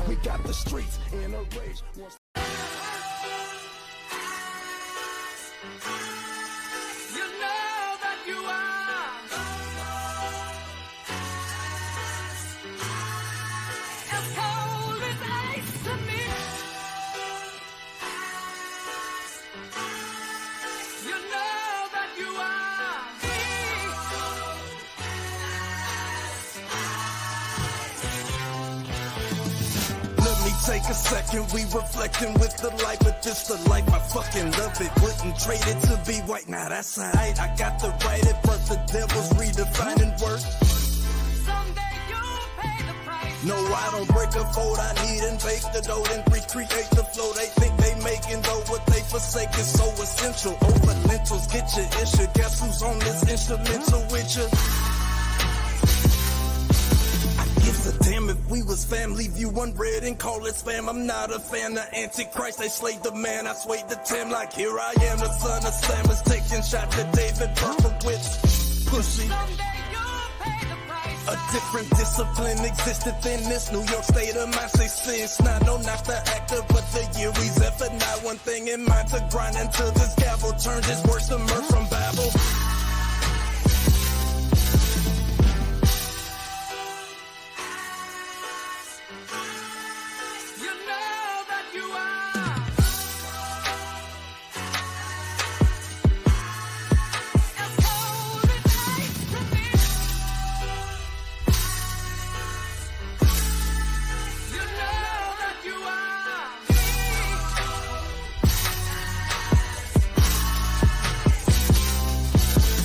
Front lines of 69, I follow protocol. This kingdom built.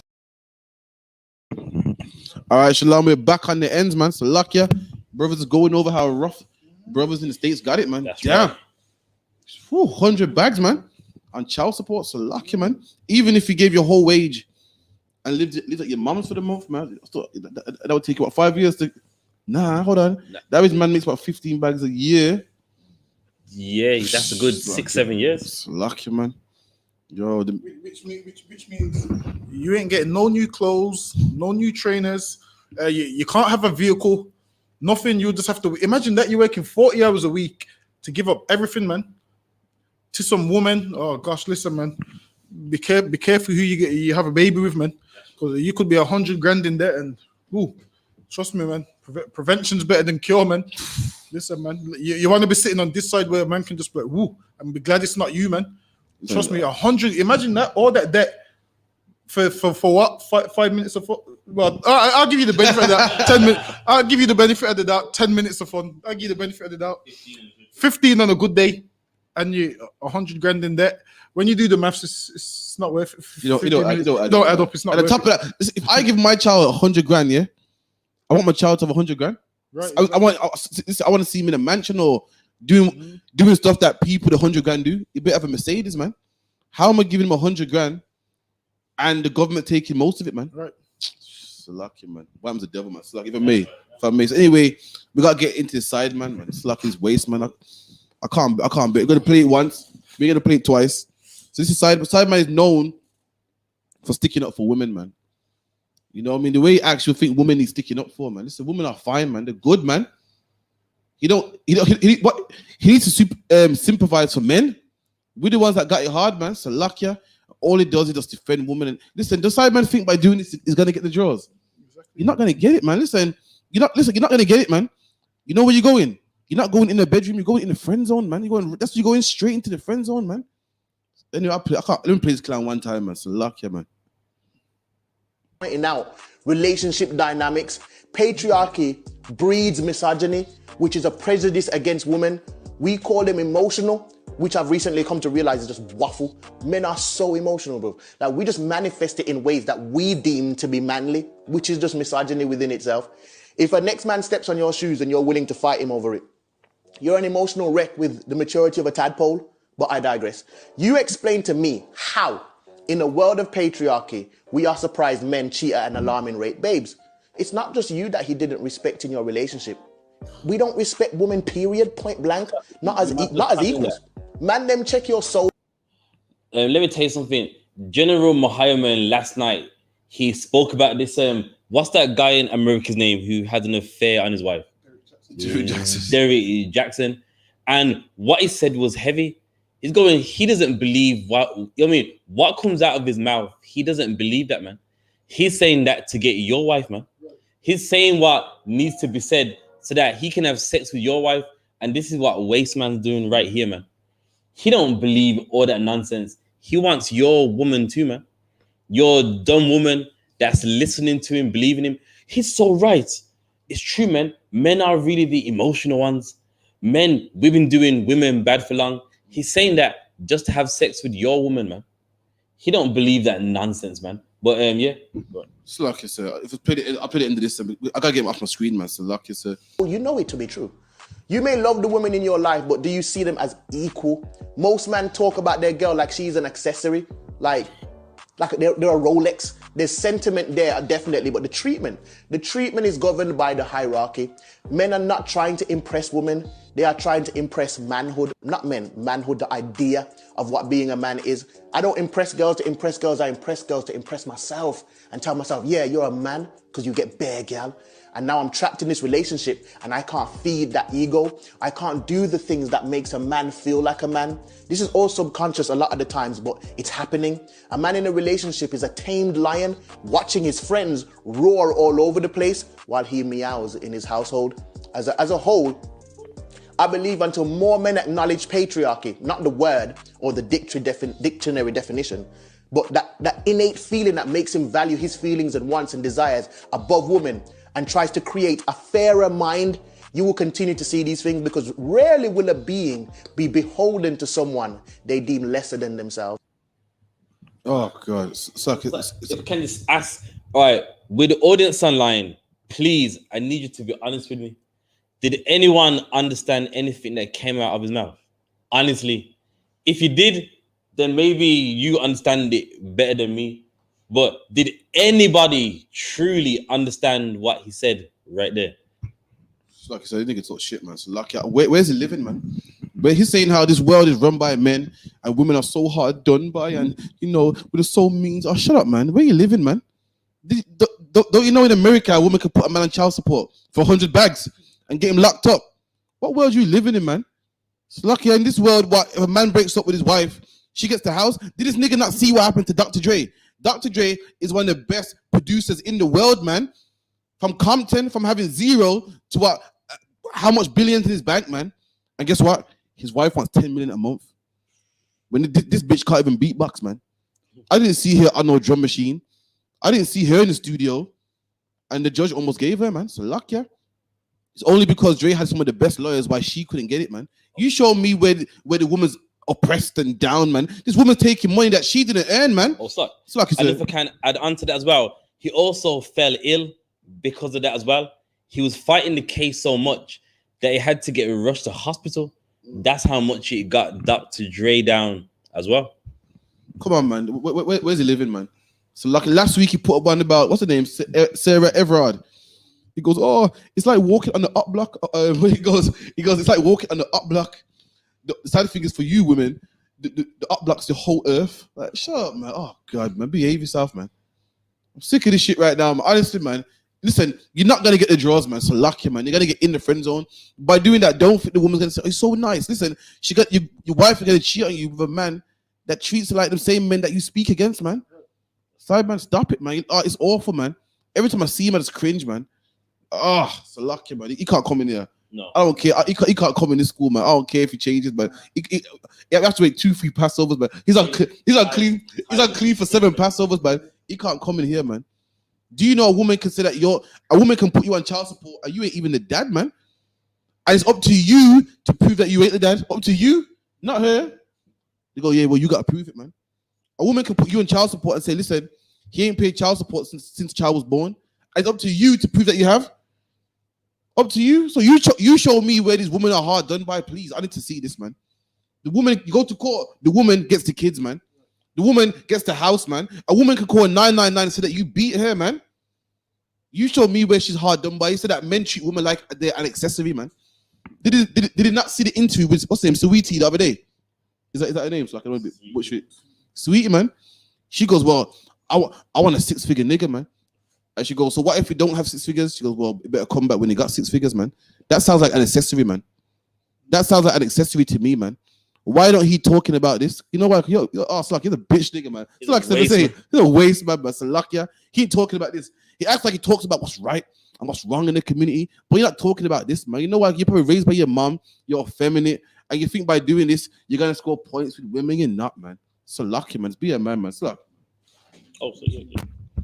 I don't know where to start with side, man. The Lord said we got to be long suffering. If I may, talk about, I'm all right. Didn't this nigga grow up in the church? Didn't we see him back in the day with church shoes on a Sunday? Exactly. And that explains it, man. We've seen him with church shoes on Tuesday, Wednesday, Thursday. That's not even correct. Wasn't he married? I mean, ring on finger married at one point. Where's his wife now? Where's his wife now, man? Where's his wife now? Listen, I got a purple shirt for side, man. So like a carry. I'll fight for him, but Sideman is, it's obvious he's gay. Like you can see that he's gay straight away. Like the way Sideman talks about men. You know that how a woman's been treated bad by a man and then she goes to Instagram. That's how Sideman talks. Like Sideman, if a man, like, listen, man, with Sideman, there's something going on with him. He's clearly a homosexual. Everything is men. Like usually on Instagram, you usually see women that's been abused by men, dissing men. Listen, Sideman, if there was a man that you liked that wasn't interested in you, just say that, man. If there's a man that you fancied that didn't like you back, just say that, man. Probably man, it's like probably man in the church. Sorry, carry on. Yeah, because all Sideman does, he talks about men. And when you read these comments of of his videos, women are in the comments like agreeing with him. And the thing is, this man, women ain't no. I guarantee you, there's not one woman on this earth attracted to Sideman. That's right. There's not. Listen, the ratio is there's 12 women to 1 man. And ain't one woman attracted to Sideman, man. That's right. Not one. Like, just look at him. Listen, man. He wants to get a woman, but he's going the wrong way about it. That's right. Like, by you sitting there and begging them and telling women, it sounds like men think you're an accessory, men are emotional, men are this. Like Sideman's the guy that tries to get the woman not to like you, man. Like, what Sideman does is the woman will say she likes you, and Sideman will tell her about your rap sheet. Don't be with him. He's a criminal. He's this. He's that. Listen. Sideman will spend 10 hours trying to stop her from liking you, man. And then guess what? 10 minutes. It takes you 10 minutes to undress this woman, man. That's right. Meanwhile, Sideman spent 10 hours trying to get her not to come and see you. Listen, man, Sideman, you're wasting your time. What do you call them, guys? Is it a pick me? A pick me? Those guys, it's a pick me where he's got his hand up telling women, pick me. That's Sideman, man. He's begging for a woman to choose him. And this is how you know. Sideman's a celebrity, and ain't one woman ever said consider dating Sideman. Listen, let me tell you something. He's gay. He's gay. Listen, it's like hold that thought, man. We're coming right back, man. Sideman's a celebrity. I've never seen a woman say, "Yo, I want Sideman." Never. You know what I mean? Because he's a friend zone type brother, man. Ain't no girl want him, man. And don't tell me it's because he's not good looking, man. Because listen, Unknown T got a fire girl, man. And Unknown T ain't good looking, man. When you're a celebrity, you get all the models, man. But guess what? None of these models want Sideman, man. Right. He thinks about all this crying and trying to, woman, come on, man. You deserve better than, you don't deserve him, man. That any woman's gonna say, you know what? I'm a free up to Sideman. Listen, ain't no girl freeing up to Sideman, man. Never. So lucky talk about. And also with Sideman, like, you think Sideman's a gimmick? That's really him. Well, it is, when someone's self-conscious about themselves. So they diss themselves before anyone else disses them. That's why he calls himself Sideman, man. Because he knows women don't like him. So he's saying, you know what? Let me pretend to act this way when really he's that way. Oh, shit. So I remember I got a picture with Sideman. I got to delete that shit. Please I got to delete that shit, man. I saw him in Turtle Bay. I was like, oh, shit. I got to delete that shit, man. So lucky, man. So Sideman, he's really that way. Like, even the faces that he pulls, he's gay, man. Like you see when you watch Nutty Professor and Body Clumps trying to come out. With Sideman, like the homosexuals trying to come out, he's fighting the homosexuality. Just look at it, pull up any picture of him. Look at his bottom lip in every picture. He's trying to fight the homosexual to not come out. You see what's his name? Body Love. Yeah, man. Listen, man. You see how Clump and Body Love was fighting each other to not come out.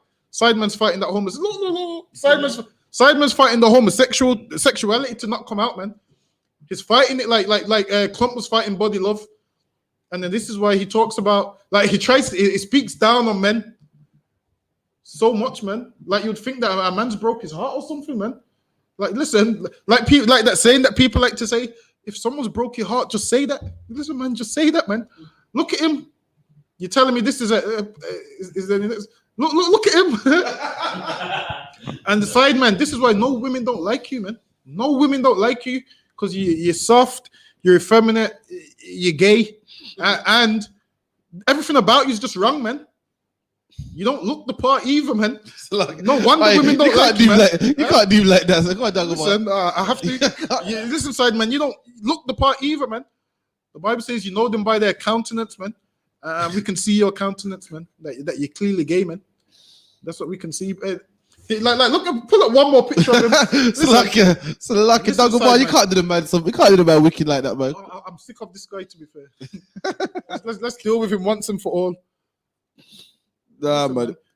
So listen, if you don't think Sideman's gay, phone in. Listen, the other day, my rip had to kind of say that, yo, Crawford, cool, man. I watched the video, I was switching. I can't stand this nigga, man. He talk shit, man. I was switching. Like, well, you know, he got his opinions. Like, nah, man, he talking shit, man. Makes my blood boil, man. So luck, yeah. I definitely got to delete that picture, man. Shit. It's mad because you see when Sideman first came around, it was like this, but it was less opinionated. Look at him, just trying to act the part and shit. Look at him. The pose is all gay. Look. Zoom in a bit. Right, the pose is all gay. Like, listen, man, Sideman, just give it a look at him. Look how he's positioned his lips and so forth. This man's clearly a homosexual, man. And I think everybody knows it. And this is why he tries to diss himself, man. He tries to diss himself before anybody else disses him. It's like a zoom out. We're gonna zoom out. Listen, man, Sideman. You got to get rid of them silly opinions, man. Always talking about men. Flipping out. Look at this smile's gay. The gayness is even in the smile. The gayness, even when he tries to make a serious face as well. Look at him on the left. Oh gosh. Like people like this. Imagine your woman listens to a man like this. Listen, man. If your woman listens to a man like this, Lord be with you, man. I don't know. Like, just look at him. That's the scary part about it. The woman that listens is thinking, wow, he got the knowledge, man. You see how he spoke, he's articulate, and he goes, women are not emotional. That's waffle. What? Nigga, what world you living in, man? Exactly. You're trying to switch it on us because you men are emotional too. You know, a man steps on your shoe, you want to kill him, man. What are you talking about, man? It's lucky, man. We got it. It's lucky, man. We got to do something. I think BBC losing the BBC job fucked him up, man. So someone give him a job, man. Charlie, please employ him, man. Employ him, man. It's lucky, man. I can't deal. I can't deal, man. And could you imagine all the lives he ruins? Women actually listen to him and think, yeah, man, he's deep, man. The Bible says when the blind lead us to blind, they both fall into a ditch, man. And that's what happens when you follow these waste men, man. So lucky you follow him thinking you're a good man. Listen, you're gonna get no girl, man. You're getting none, man. So lucky. I'd rather my son here not be misogynistic or whatever he calls it, man, and get a bag of girl than follow Sideman and get none, man. So lucky. In order for me to have grandchildren, my son got to be a gallus, man. He can't be following no Sideman, man. Damn. Not one. Listen, one woman said Sideman's good looking. Like, the thing is, when a woman talks about Sideman, she don't even see him as a man. Like, usually, like, when a woman sees a man, that friend. Yeah. Like, a woman will see a man and be like, even if she don't like him, she'll have a comment about him, but he's still classed as a man. Sideman ain't even an option, man. Imagine Sideman's there with his hand up and he's invisible, man. You see, like Harry Potter's cloak where he's invisible with the cloak. That's Sideman, man. Sideman is invisible to women, man. Is that an option? Like, a woman here won't find you attractive, but you're still a man to her. Exactly. Like, you'll be in the club. Like, Sideman will be in the club here, and a woman will say, is there any men in there? She's like, nah. Sideman's clearly in there, man, at the bar. She's like, nah. Because to her, he's not a man. She's like, nah, there's no men in there, man. Because he's not no man, man. But I gotta move on, man. I can't do it. Listen, any woman that's been with Sideman, man, Lord be with you, man. If there is any woman that's been with Sideman, you call in. I don't believe he's ever dealt with a woman to be. If it's been with a woman, I can't see. I sure he was married, ring on finger, Christian. I might be the wrong guy, but back in the day, there was a Christian guy that looked like Sideman. You sure? That's the way the pointy shoes, man. I don't think he's been with a woman. By his behavior, I don't think he's been with a woman. Actually, even the Christian woman, it would know more. So, god damn, if it was him, so lucky. Talk about a big man thing. Was it him? That church man.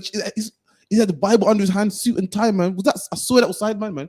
Listen, anyone in the comments that knows him, man, from bro, wasn't he a church pastor, man? Was it? Do you remember? I don't. You know what? I think. Oh, it was a lookalike. I don't know.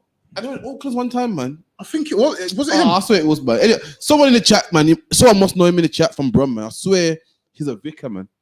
Is he? I swear he's an open vicar, man. But anyway, we gotta move on. Finish it, get it out. Listen, I got it out. We'll talk about Sideman next week, man. If he says anything else done on Instagram. I can't deal, man. But okay, cool. So we're gonna go to the next one. Now, we have to move to Harvey, man. Remember Harvey from 21 Seconds? Tits like hey, listen, Harvey said that 21 seconds video cost $250,000, man. Back then. Yo, listen, but today, yeah, man, we get a little camera, make a video, put it on YouTube tomorrow. He said it cost him $250,000 back in what 2000s. That was mad, and then they had to make sure that the labels like the video.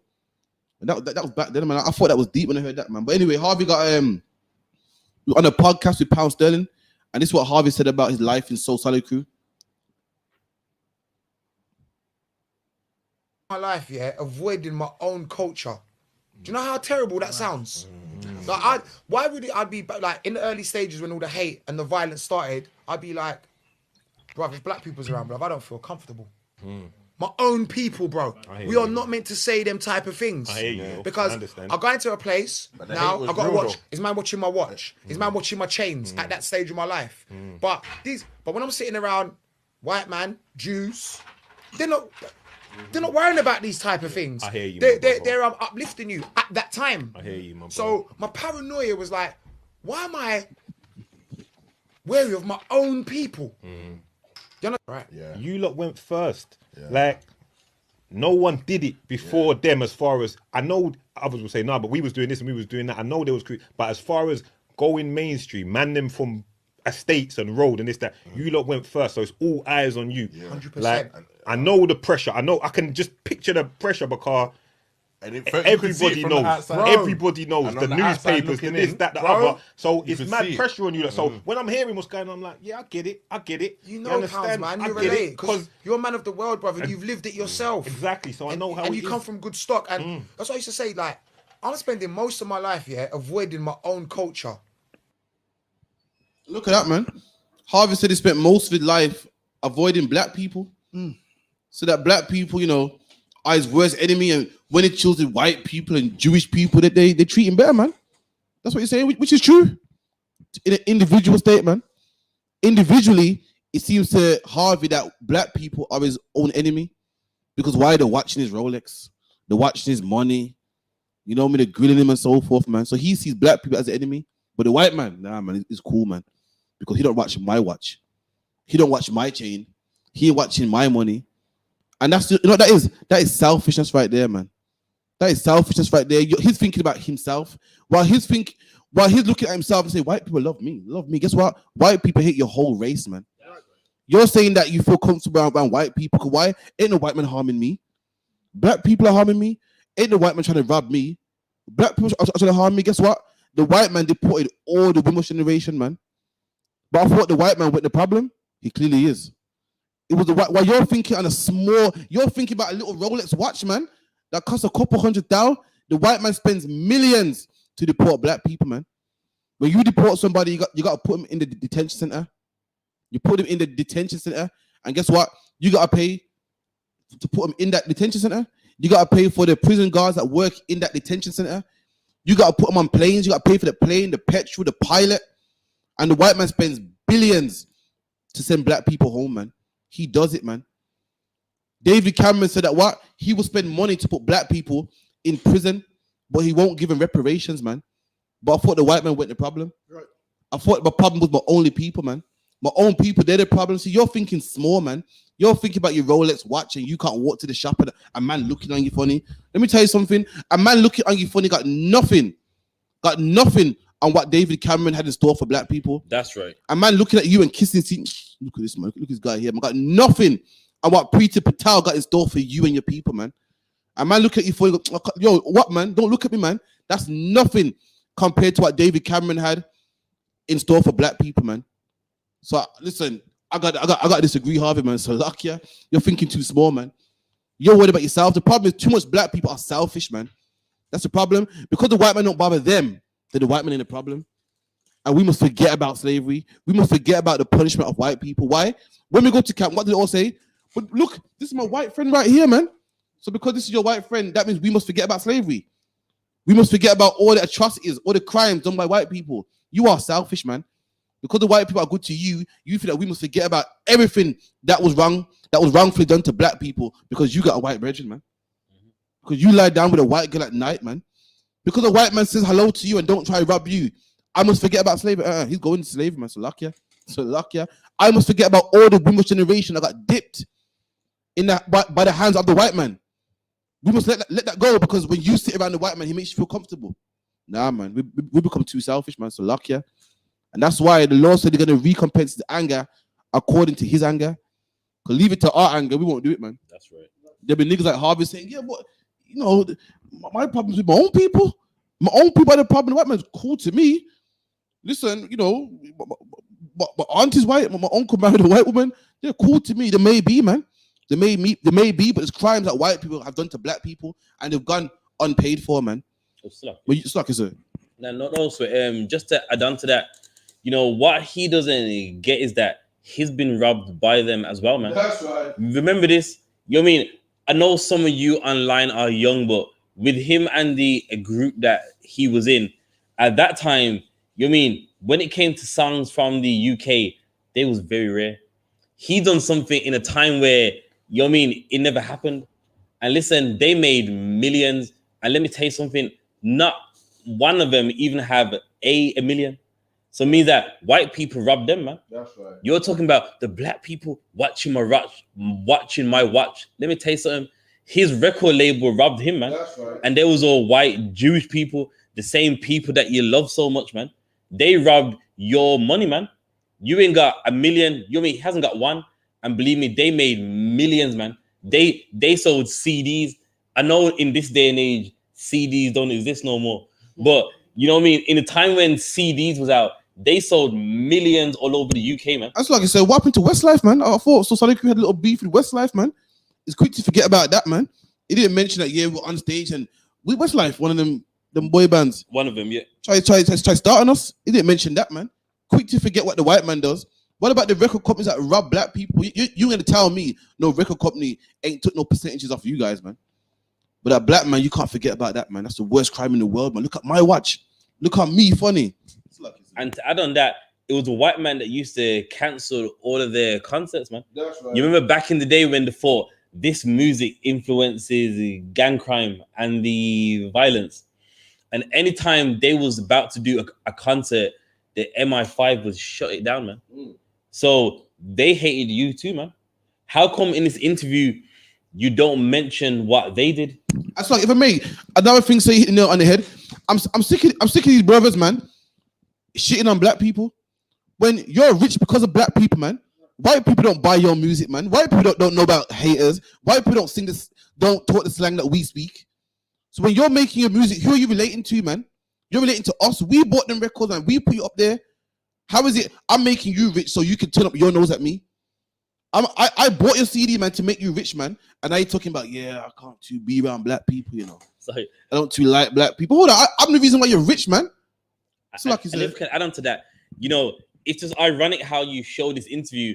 A few weeks ago, I was on the internet and, you know, I was going through some old songs. You remember their first song, Ends to Mental Things? Okay. Guess what? That video shows a black life, man. That's right. They're on the flats in the estates. They're showing how the bedroom looks like, man. You know what I mean? They're showing a rave. That's showing how black people live, man. The whole band that you were in, the reason why they are how they are is because you projected black life in London, man. And now you turn your back on them and go, they're always watching me. When it was we that made you rich, man. That's right. On those videos that you made, you was on the ends, man. All those videos with the Rottweilers and the flats, there was black people that was in the background supporting you in those videos. And then now you want to talk about, you know, they're always watching me. Do you want to know why they're watching you? Because you never gave nothing back, man. That's right. You're selfish, man. The same people that helped you in your video and they didn't get paid anything, you didn't help them, man. So that's why they don't like you, because it's wrong, man. You know what I mean? You should never forget where you originate from, man. You should always remember the people and the influence that made you who you are, man. That's right. And he forgot it. And like what you said, sir, man, just like them purple faggots, man. So lucky, man. They look at black people who are destroyed. Black men are poor, man, and we see you rolling in with a Rolex. You know what I mean? So there will be a bit of animosity, man. And again, what do these celebrities do? What do these Christians do? Blame the black man. They don't say, well, it's poor, man. You know what I mean? It's poor, and, you know, I'm rolling around with it, an Audi TT, man. The old shape one with the convertible with the soft top. That's a socially card that is, man. Salakia. They say, yeah, here's the problem, man. Listen, I don't agree with hating on anybody, man. Salakia. But understand, man. The brother's poor, man. Imagine both of us are poor together. And, I'm destroyed. The white man the white man puts black people against each other, man. Of course, the brother's going to be jealous when he sees you doing better, man. But they don't blame the power that made him jealous. They don't blame the power that made us all poor. They don't blame the power that made us work 3-4 jobs just to live in one bedroom. We blame each other, man. Just like them purple faggots, man. Call black men gremlins and this and that, and you like go get a job, man. And they don't blame the man that made us poor in the first place, man. That's right. That's right. Yeah, and that's heavy, man. So, and yeah, just another thing as well is they were talking about, white people don't watch him because the white people you're around, they're richer than you, man. They see that Rolex, you got like, oh, that's that was sold last year. You know what I mean? Like, and that's sad. He doesn't see it. They don't watch you because you're not a threat, man. You was a part of a group that got robbed of all their money. You know what I mean? You're not. You know what I mean? I'm not being funny. He can't show up on no red carpet, man. He's washed up, man. So Solid Crew. When was they done in like 2004? He was done since Alicia divorced him, so luck. Yeah, since him and his wife got their divorce, he's been washed up, man. I'm surprised he's not on that show. What's it called? Dancing on Ice. That's where it starts. So I think he was, don't quote me. I think he was at one time, Let me tell you something. When a celebrity does Dancing on Ice, that is a flag for washed up, man. When they're doing celebrity big brother, I'm a celebrity, get me out here eating spiders and all that. That is a sign of washed up, man. And they do all that because they need the money. And that's why in those bars, the white man and the Jewish man ain't watching you because you got no money anyway, man. That's right. You're not a threat to them. Let you be a rich black man, then guess what? They'll want you out to that restaurant, man. That's right. They'll want you out to that bar, but you're from So Solid Crew that got washed up, man. If I'm correct, they only had one album in it. Yeah, one album still. Now with the bomb though, come on, so you can't. It was good, but what? Come on, man. You said Asher D was the guy. Asher D was the guy, yeah. Nah, man. You said the guy. No. I'm trying to be nice as I can. Let's be honest. Harvey was pants. Harvey was pants still. It was the ladies' man of the group, but the lyrics weren't great. Apparently, it's between Harvey and Romeo. Some girls say Romeo, some girls say Harvey. Like, I remember girls argue. I remember in maths there was 2 girls, man. And one girl's like, nah, Romeo's the guy. The other girl's like, nah, Harvey. They're going back and forth. Guess what? And them man don't want neither of them. But anyway, they're going back and forth, man. You get me? But I don't know. Some say Harvey, some say Romeo. But nah, man, So Sorry was the shit, man. One album. Nah, man, you telling me? You can't solidify a legacy. 21 seconds, haters. No, listen, they don't know. Look, okay, I'm not denying the album. It was a great work, man. But one album, you can't solidify a legacy with one album. Nah, I think they did. I think they did more than that. You know why? Because they did something before Channel U was out. That's true. No, they sold Mills before British people selling Mills. Back then, the only British man that could sell Mills like Ozzy Osbourne and Rockstars, a black man selling Mills. They did that, man. And without the help of YouTube and them thing there, I fought with them still. That's just me. Obviously what Harvey's saying is, bullshit. But yeah, So Sorry for Legends, man. So lucky for me. Moving on. All right, that's what when you get Paper Pablo. What's the paper? From Meridian Crew, Skeptics Crew. So he got a podcast as well. This is what he said about black people also, which I agree with this 100%, man. If any white person had to run out of a black establishment or black area, if anything, we embrace other people a lot. Like we're not actually a fucked up people. Naturally, we're actually warm and loving, bruv. We're just trying to emulate the people that oppressed us. We're not actually racist. Where they've been suppressed for so long, they just we'll say coming back with it. You get what I'm trying to say? That's the only thing. But you know what it is? It's more. Look what the brother said, man. Tell me you don't agree with what he said. I'll play it to you again, man. What the brother said was 10 out of 10, man. Look what he said. Ever in my life heard of any white person that had to run.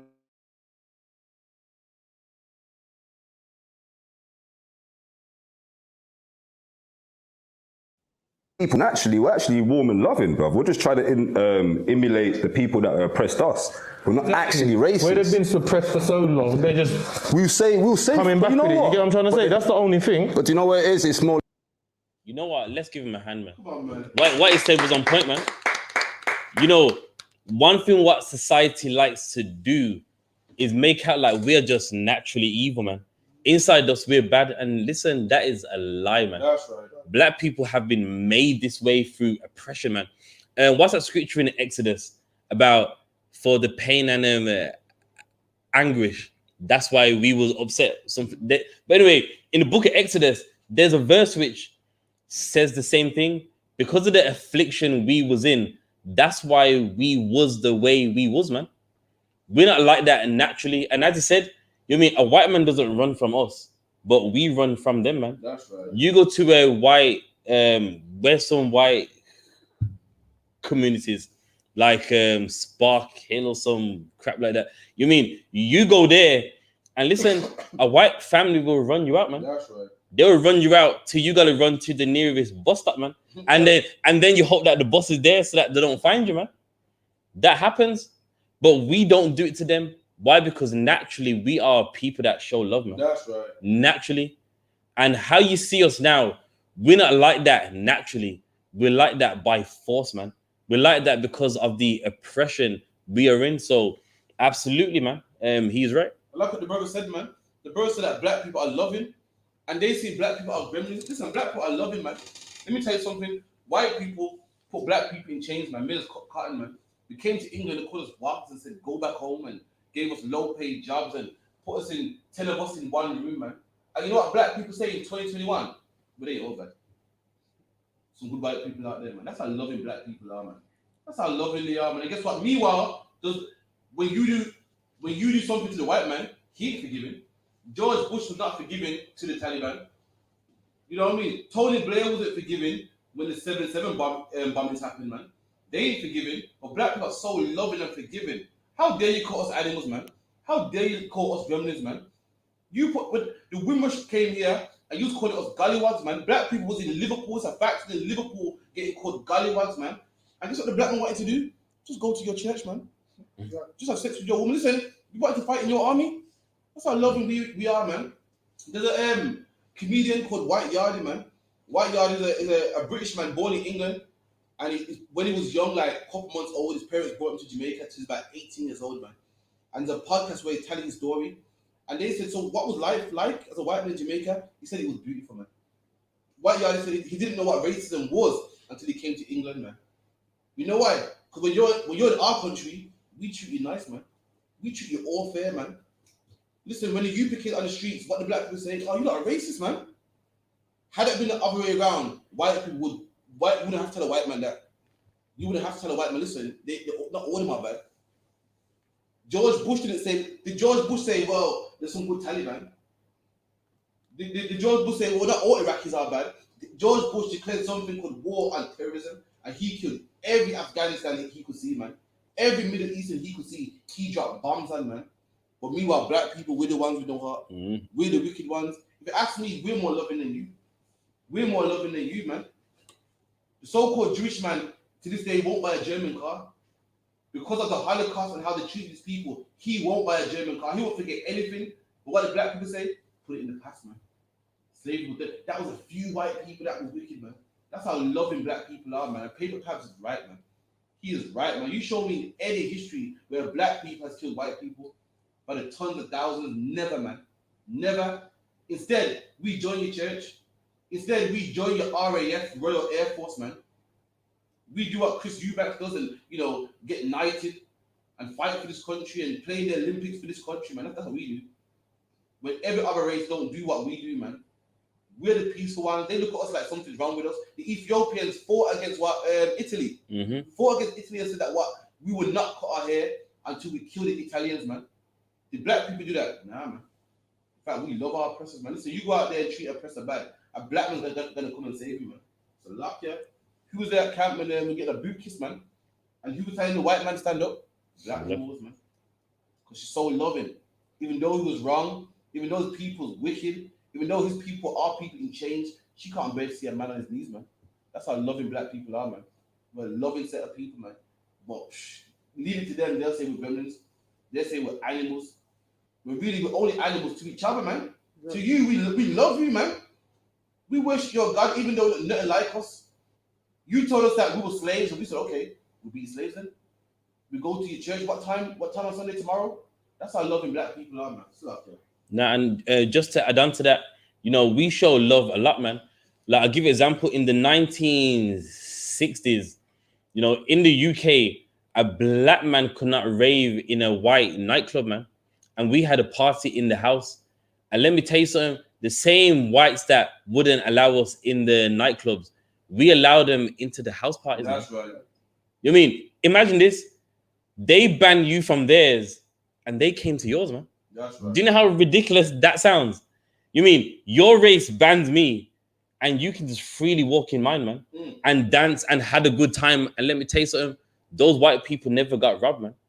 If anything, if you speak to a white man that is like 65 now, he was alive back then, he will say to you that some of those black nightclubs in the house were the best times of his life, man.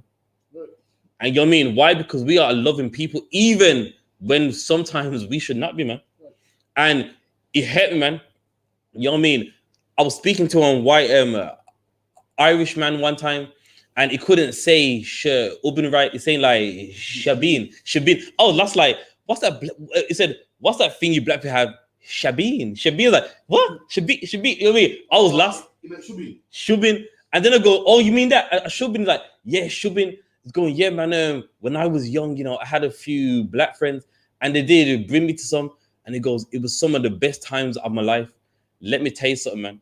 If a black man went to a white nightclub, that would have been the most dangerous time of his life. That's right. It wouldn't have been the same way. Why? Because we are the loving people, man. That's right. That's it. And that's right, man. Just loving. We want to love everybody, man. We want no beef with no one, man. That's why it's so hard to get black people in the UPK. Why? Because if everyone can't come, then we ain't going, man. So that's what they see. Black people say, well, everyone can't go, then I can't be there, man. I love everybody. Black people love everybody, man. They love it, man. Don't let the media fool you, man. Black people are the most loving people on the face of the earth. And guess who ain't loving? The oppressor, man. That's right. The oppressor that makes it like he's so loving. Like what Pablo said, man. You don't hear a white man getting chased out of a black organization. You don't see a white man getting chased out of a black club. You don't see us. White y'all said that he had a good time in Jamaica, man. Nobody said white to get out of there, man. David Radigan's one of the biggest soundmen in what's it called? The soundman culture, man. No one didn't run him out, man. But again, back in the what's it called, 60s, we couldn't go to the nightclub, man. They used to walk around, the Teddy boys used to walk around beating up black people, man. Meanwhile, in our community, there's an odd few white people there, man. White people come in our community to go watch an Aston Villa match. And we don't bother them. We don't bother them. That's because we're better than they are, man. We are loving ones, man. Still out here. That's right, man. And if you don't believe us, just look at life, man. Yeah. Life will show you who shows love and who really has the hate, man. You know what I mean? Everyone likes to act like when you talk about the facts, you're preaching hate. But listen, what the white man done to us, that is the hate, man. Right. Not what we say, not what we expose, not what we just speak about, but those actions show the hate, man. And all what black people have done was show love, man. Right. We allowed you into our nightclubs, man, in a house, and you don't belong there because we couldn't come to yours. But ours was that good. You had a nightclub, man. Disco lights, bouncers on the doors. We had a house. The front room. We're like the biggest Rasta man on the door. You know what I mean? That was the bouncer. If you was a big Rasta man, 6 foot, then you was the bouncer, man. You know what I mean? And guess what? Ours was so good. You didn't care about no disco light, man. That's right. You had to come to that house, man, and you know what I mean? Wait in that line, man. You mean you wanted to dance in someone's front room? That's how good it was, man. That's right. Also, all these other nations take advantage of our compassion, man. Like, you'll look at it like, tell me when you've ever seen a black man in a shop beating up a white woman, man. You won't see it, man. Or when you've ever seen a black man in a shop beating up a Chinese woman, you don't see it, man. But what do you see in these Chinese shops? Them beating up black women, man. What do you see in white shops? Them beating up black people, man. Whereas we're the most compassionate people ever that what? we take like black people tailor everything towards white people. Like you go to a black man barber's and there's a white man in there. Guess what happens? They treat him good, man. Right. They don't. No one looks at him and stares at him like, yo, you in the wrong neighborhood, man. They don't do that, man. They changed the music from Rick Ross to Elvis or something, man. They put on, what is it, Love Me Tender? Is that Elvis Presley? Love Me Tender. They put on Love Me Tender in those things, man. Put on some Elvis Presley for this white man. Even the food shops, they take some of the seasoning out, man. Why? Because they cater to white people. Whereas when you're in a white neighborhood, like for instance, if you wanted to go clubbing in Liverpool, people always say to you, be careful, the racist up there. Don't you hear that? Be careful, the racist up there. They say you can't drink up there, the racist up there. Whereas white people can come to Sugar Sweet, where they play predominantly Vibes Cartel. Is it Vibes Cartel mainly? Is it predominantly Vibes Cartel? And white people can be in there, man, and be safe and sound. They're in there nice and safe. Like, we don't harm nobody, man. Like, all black people want to do is get by. They just want to wake up in the morning, go to work, and come home without being arrested, man. Come home without being killed by the police or nothing. Whereas with our oppressor, he's violent. You can't even go to his clubs. Like now, Nouveau, they got a club called Nouveau. If you ain't a white man, you can't get in there, man. You can't get in there. The only way you can get in there as a black man is if you are a footballer. Is if you're a footballer or if you're on them levels. Even now, when black men go to the club, listen, if 4 black men line up to go to the club, they won't let you in, man. Why? Because they say, oh, black people cause trouble. When the truth is we don't. But 20 drunk white men can go in the club, man. 20 drunk white men, that's sniffing coke in the bathroom, man. That's sniffing coke in the bathroom and taking all kind of party drugs and killing themselves, man. They're allowed to go. Like, when you look at these festivals and who dies at these festivals, is it not white people? It's always white people, man. 2 found dead in a tent. White people, why? Because they're taking MDMA and all of them things, man. Go ahead. I mean, they go to Carnival, man. Right. Carnival was supposed to be a black Caribbean thing. They go to Carnival and enjoy themselves. Meanwhile, we could go to yours. You go to our Carnival, and we like, what's it called? Welcome you with open arms, man. You did not do the same for us. It's like a donga bar. So they go Carnival like Notting Hill. They go there, man. So much that what? Adele put on a Jamaican bikini. Remember that? Adele put. We still got the picture on this. Not there no more. Listen, we're gonna show you the picture, man. Adele put on a Jamaican bikini, man. We're gonna show you, man. These people hate us, but then want to be us. And you know what the sad thing is? They don't let black men into the club. But whose music are they playing in the club? That's black right. People's. That's right. These white people dancing to War With Me and the Mother-in-Law. They don't know what that only black men know about. Only black men know about that war, man. Only black men know about that war, man. Look at her, Dad. Look at her. They get so comfortable that they do things like this. Put on a Jamaican bra. Sorry, they got so comfortable. Jamie Oliver made his own rice, man. They got so comfortable. Jamie Oliver thought, you know what? Black people are so loving. Let me switch up the menu, man. I made something called jerk rice, which don't even exist, man. Right. It's like, and tried to tell you that this is how you make it. Listen, man. If you ever go to a shop and they call it Jamaican jerk chicken, it's not Jamaican jerk chicken, man. They have to put the emphasis on that Jamaican because it's not authentic. One time at the potato stand, the woman said Jamaican jerk chicken on the potato. I said, me like an idiot. I said, let me try it. Listen, man, it was vile, man. I couldn't eat it. But back to the topic, they treat us so bad. They oppress us. Then like you see, if the history of what they've done to us, if we done it to them, every white person would like the things that we say about white people. You get mad when if it was the other way around, white people would be killing us, man. They'll be killing us till this day, saying, "Yo, remember what you done to my forefathers." We ain't even harming them. All we're saying is black people should separate from them, man. Why? Because we don't want to be harmed no more. Like, we've been abused and we don't want to be abused no more, but people want us to still join them, love them. Meanwhile, they don't do nothing for us, man. When black people first came to England, the white man charged them double rent and triple rent. And if they rented a house in a white neighborhood, they had to leave out that house at 6 a.m. and come back at like 10 at night. If it was winter, they had to come back when it was dark, so the other white neighbors don't see them. Imagine you're renting a house and you have to come out of your house for 12 hours. One man said he had to get coffee, keep buying coffee and sit in a coffee shop for 10 hours, man. He had to sit in a coffee shop for 10 hours. Why? Because the landlord wouldn't allow him in the house because he's black. That's how they used to treat us, man. Black people used to go to rent houses. And what did the white man say? Oh, there's no rooms. One man said, but I just phoned from that phone box there and you said there's a room. And then they told him the truth. Oh, we don't accept black people. That's how they treat us, man. Their history of racism is disgusting. And they wouldn't let us in their club. So what did we do? Like the captain said, had parties in our houses. Then they wanted to come. Everything that we do, they want to take, like they kick us out of their events. And then when we set up our own things, then they want to join. And the thing is this, man. I.S.U.P.K is something that no white man could ever join, man. Right. And it's going to stay that way.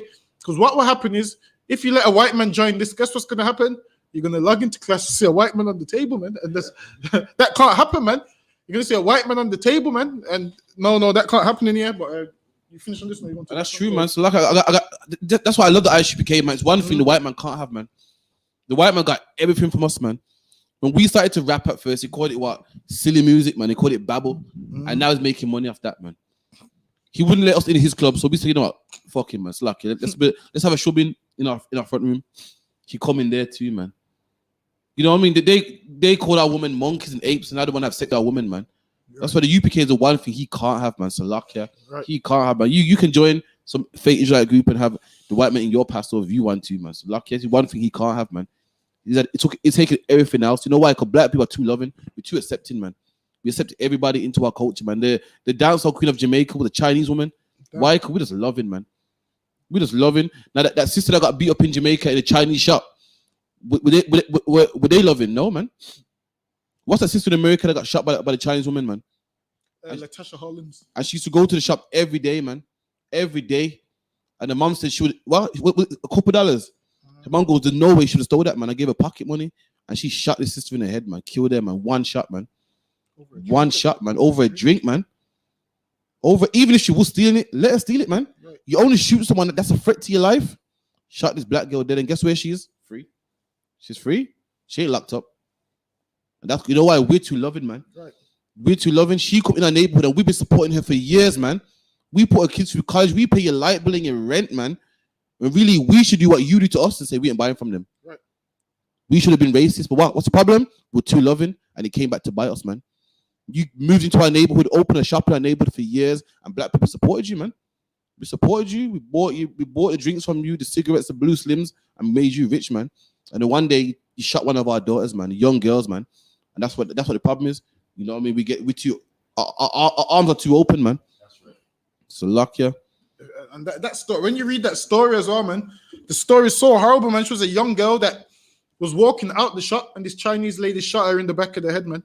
Listen, man, you can't tell me to love Bruce Lee after that, man. I can't love Bruce Lee and any Chinese man after that, man. Imagine they shot a little girl in the head.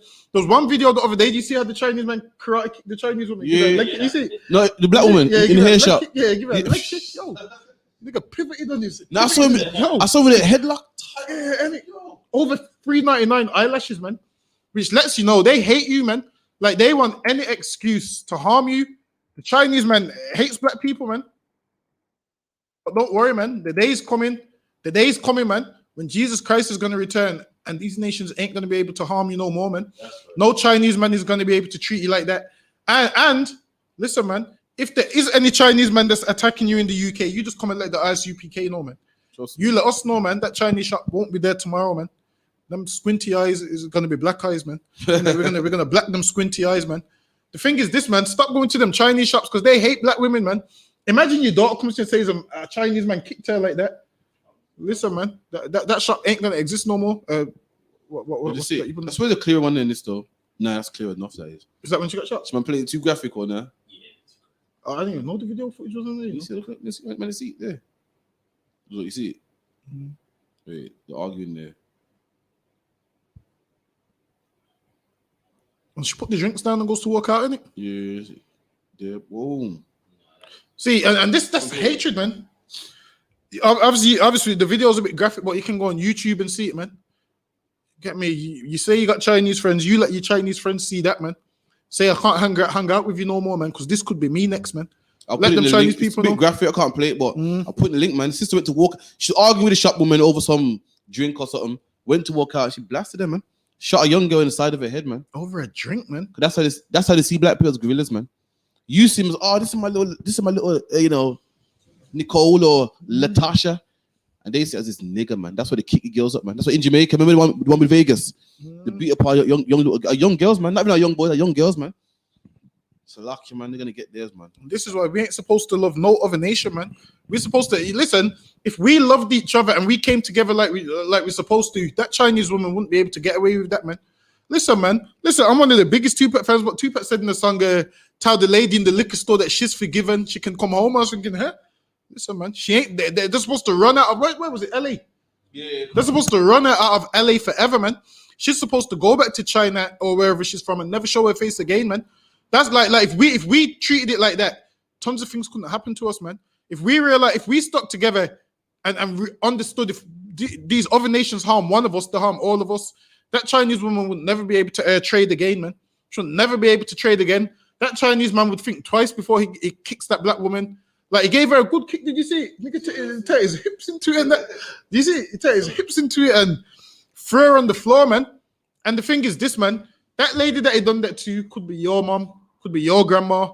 But we think as individuals, man. We think like Harvey, black people's looking at my Rolex. Fuck the Rolex. Excuse my French. Fuck the Rolex, man.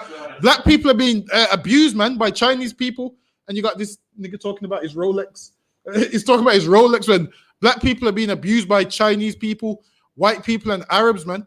Forget the Rolex, man. How about we come together and these Chinese people won't be able to do that to us, man. You said something heavy right there, man. Dagobah said, forget the Rolex, man. It's time to start thinking about ourselves, man. Think about the bigger picture. Right. We're trying to build a nation here, but I can't get down with you guys. Why?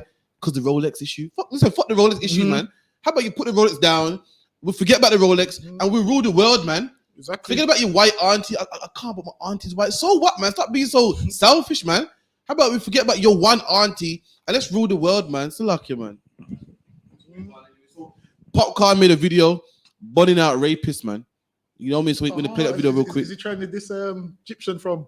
It must be in it. Oh, yeah, it makes sense. That's what he's doing. I want this massive on the internet, dog. Yo, I'm telling you this straight in a youth. All I want to look up bumble rapists out the road in a pussy. I line up my own squad for hunting in a bumble. I find out so I love woman, you know. Me did ask the government previously for hang someone up on the blood clock like half a tree, you know. I set an example out of someone who look a stinking boy, you know. And I respect woman, you know. I feel like woman pussy where God birth them with a phone. So they can just hold woman and take. Hey boy. Hey man, I start find someone in a pussy. Oh, I'm too no. You know how much girl in the take when I rape boy you and nothing no come out of it. How long this I go on for? Oh bum buckler longer. How much longer it I go on for? Right now, me and my artist brother then we need to call a meeting, you know. Yeah man. Cause them thing a joke bum buckler thing, dog. Joke thing. I'm tell you, who are gonna protect the woman them? Who are gonna protect the woman them at Jamaica? And all over the world. But some man just see and take what they want from them. Pussy, you know, if you rest in a pieces. You feel like me I put up my blood clot girl and talk about R.I.P. Yo, I rapist them to get R.I.P. and be rest in pieces. That them pussy they deserve, dog. Chop them up fine. Tell you. I mean, I tell my government, you know, respectfully, you know. Starting them bomba hole in a man. Yeah, man, right now.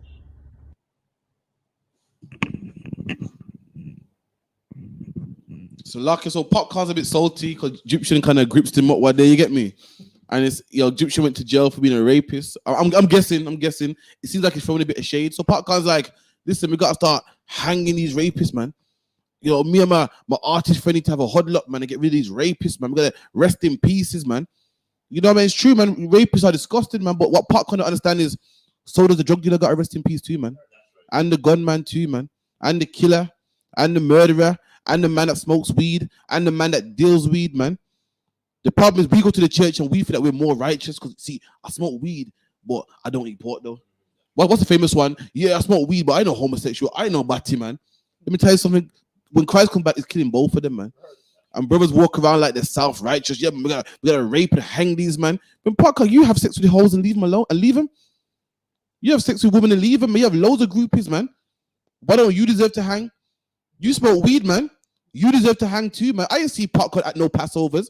You deserve to hang too. I don't see you here. You ain't put a penny in the I.S.U.P.K, man. You deserve to hang too, man. But we ain't self-righteous like them purple faggots, man. We pray that brothers change their life. What Parker supposed to say is, yo, I hope these rapists stop, man. I don't want to see them die. Because listen, I ain't right myself. So I hope they change because I ain't right myself, man. But again, the Christian church got brothers thinking they're self-righteous and they're all that. And I ain't a homosexual. Them disgusting homosexuals. Which is very disgusting, man. So luck, yeah. Side man, you're very disgusting, man. So lucky, man. But you can't be burning out a homosexual when you smoke weed, man. But you have sex with women and throw them away, man. It's lucky, Dunga, but could get me that scripture real quick. Or stuck if you just chime in that. And what's bad about this is he's never spoke about raping before, up until a rapist swung him around like a ragdoll, man. That's right. Drapes him up, and you know what I mean? You showed him, you know what I mean, that he was bigger than him, man.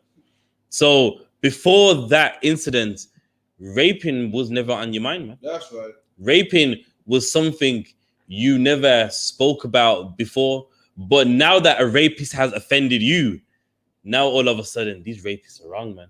These rapists are wrong. Let me tell you something, Popcorn's a hypocrite, man. That's right. It's like if it took a raper to have to do something to you before you go, you know what, raping's wrong, man. That's right. And guess what? What you're saying, that's wrong, man. How about, you know what I mean? Nothing doesn't have to happen unto you and you still want to do something about it. Why don't you do that, man? So. Okay, Luke chapter 13 and verse 2. And Yahushua answering said unto them, suppose ye that these Galileans were sinners above all. So some Galileans must have died, man. I think what, a building fell on them. And you know, when people die horrid, people go, whoa, they must have deserved that. They must have did something to God, man, for them to deserve that. Like when you see, what's in Rolling Ray get burnt in his wheelchair, straight away, ooh, see, them back to man, see there. You get burnt up, man. Not knowing what, that we're supposed to get burnt too, man. Even if you're not a homosexual, but you're dealing weed, selling weed, you're supposed to be burnt too, man. So Christ looked at his disciples and said, oh, suppose ye that these were sinners above all.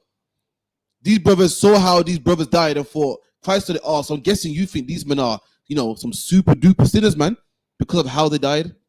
We done? Suppose ye that these Galileans were sinners above all the Galileans because they suffered such things. And Christ said, because these men died in such a way, I'm guessing you think that these were the greatest of sinners, man.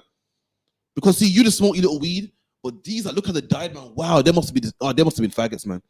They must have been sexual deviants. They must have been rapers, man. Because look how they died, man. I'm guessing you think that they were sinners above all. Keep it in. I tell you, nay. And Christ said, nah, they're not, man. All sinners die, man. So don't worry about no raper, boy, man. Don't have no meeting, man. Don't have no meeting about no raper, man. Because guess what? When Christ come back, we're going to have a meeting with Christ to kill everybody, man. Right. The man, you smoke weed, and Christ's going to have a meeting with you, man, to kill you also. Don't you worry about the raper, man. You pray that you change, man. You pray for that raper, man. Don't think you're better than him like them purple homosexuals, man. Think they're better than people, man. We have a meeting for these rapers, man. Guess what? Your house are going to come back. He's going to have a meeting for you, man. They're going to say, popcorn, is that weed in your pocket? Is that the high grade they can smell? Is that the Sensi? What's it, the Sensi? What's it? The Sensi media? Is that a spliff, like a blunt? And you're going too, man. Meanwhile, you're walking around like you're, you know, Mr. Righteous, man. Keep it in. But except you repent. And Christ, except you repent, except you change, we done? Ye shall all likewise perish. And Christ said, you will likewise perish me. You will die just like this, man.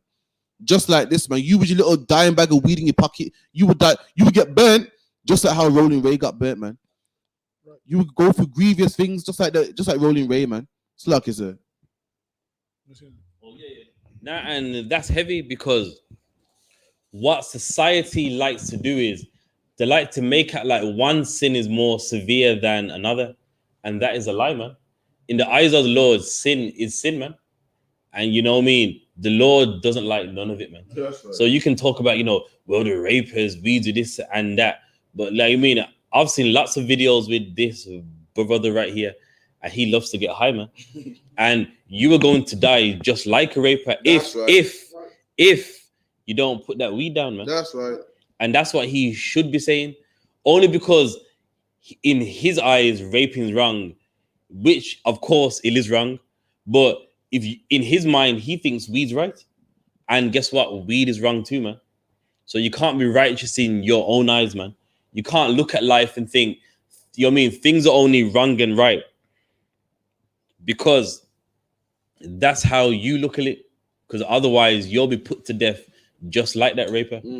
So, okay, anyone see that mad drunk policeman harassing the woman? That shit was crazy. That shit was crazy, man. Listen, you put your trust in the police if you want, man. Every week I show a mad policeman. And listen, every week I don't want to call 999 more and more, man. A policeman was drunk on the job, man, harassing some poor woman, man. So luck, yeah. Listen, the shit was horrible. 200 close. Right now. Why are you laughing? Why are you laughing? Why are you laughing? You're in my face now. Why are you laughing? You guys, that's the sword that you pushed in the face. That is the assault right there. On the floor now. On the floor now. On the floor now. You just saw you pushed his face. That is an assault. Do you realise that's a section 47 assault of the Criminal Evidence Act? Ollie, punch me in the face right now. Ollie. Sorry, she punched his face. Bro, look at that, man. Luck, yeah. What is wrong with the UK, man? Policeman drunk on the job, man. Wait till after your shift, man. Drink, man. So luck, yeah. Then arresting people while he's drunk on the shift, man. This place is a rap, man. It's a rap. So luck, yeah. Nah, man. And what this shows you is luck, yeah. No sweat. And what that video shows you is police ain't as hard done by as society likes to make you think, man. What does society like to make you think? A policeman's working a hard job, man. His life's on the line. There's crime left, right, and everywhere. Listen, if he had time to get drunk, he's not doing nothing, man. That's right. He's been in that police car drinking his life away, man. And then he forgot himself and came out the car, man. And that is police life. They're bored, man. When a policeman stops a black man in a car, he's not doing it to prevent crime. They're bored, man. They're bored, not helping nobody. And that video just shows you how bored they are to where now in the car, they even consuming alcohol, man. That's how bored they are where now they're in there just drinking gins and vodkas and lagers, man. Policeman probably had 2 Maggie, man. So luck, yeah. That was Maggie behavior. So luck. Nah, that was clearly that was vodka behavior, man. Clearly, man. So anyway, next one now, man. A black woman in Croydon was forced to live in a house full of mold, man, to the point that her son has to have an asthma pump, can't breathe, called the mold in the house. So when I saw the mold, I couldn't believe it, man. I couldn't believe people's living like this in England, man. And the man said that another brother who also lives in a house of mold said that every time he calls the council, it says his name's Leroy. And from the hear Leroy, they think, oh, fuck it. Like, we're going to help him, man. I'm going to play it for you right now.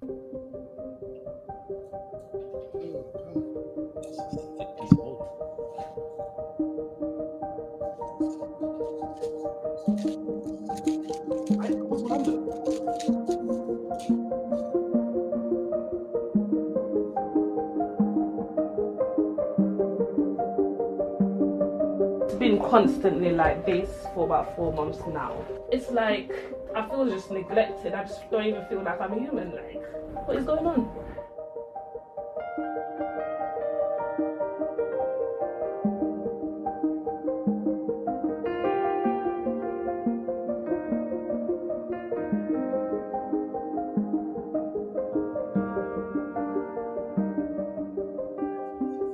I've had to plug out my fridge since like for about 3 months now because water has been leaking down the back of it into the electric plug, and it shutted off all the electrics. I had to move the microwave out of the kitchen and the kettle because obviously it's the only way I could probably make some noodles or warm up something. So you can just imagine the pressure and the frustration and the stress trying to deal with 2 kids during lockdown every day, stuck in this. My youngest, I have to be using Vicks and vapor rubs at night because he can't breathe. I mean, there's only so much I can get angry and get upset and pull my hair out. I just feel like I'm going to kill myself if I continue like that. So I just try not to make it stress me out too much.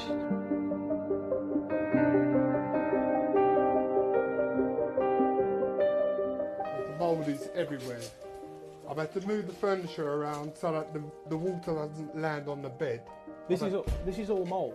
This is all mould. It looks like there's been a fire. Why do you think they're not listening to you?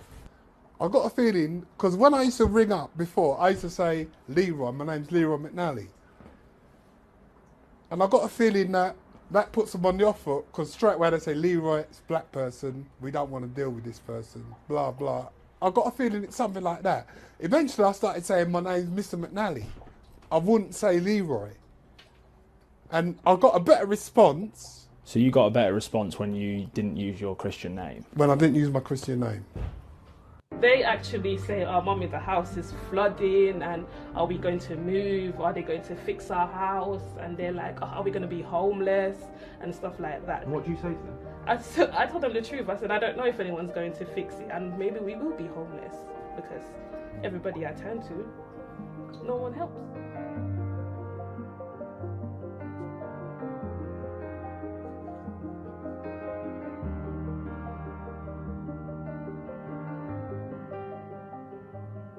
It looks like there's been a fire. It's terrible.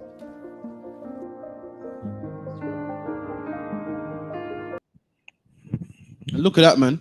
The richest country on the face of the earth got black people suffering, man, in their ghettos, man. And when you're not from the UK, you think of the Queen, tea and crumpets, Riches, the Big Ben.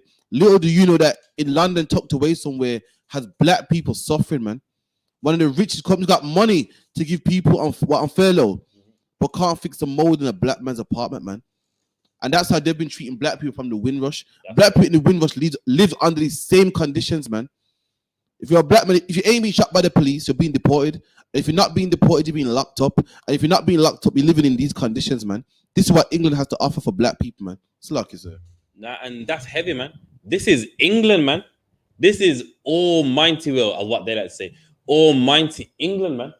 And you got people living in flats that are horrific, man.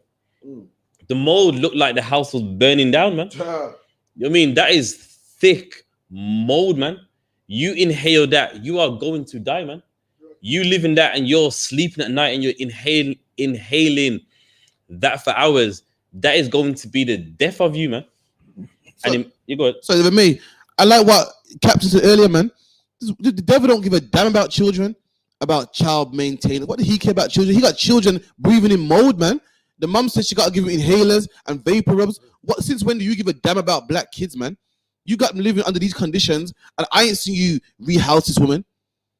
I ain't seen you put her up nowhere, but the asylum seeker gets a nice house.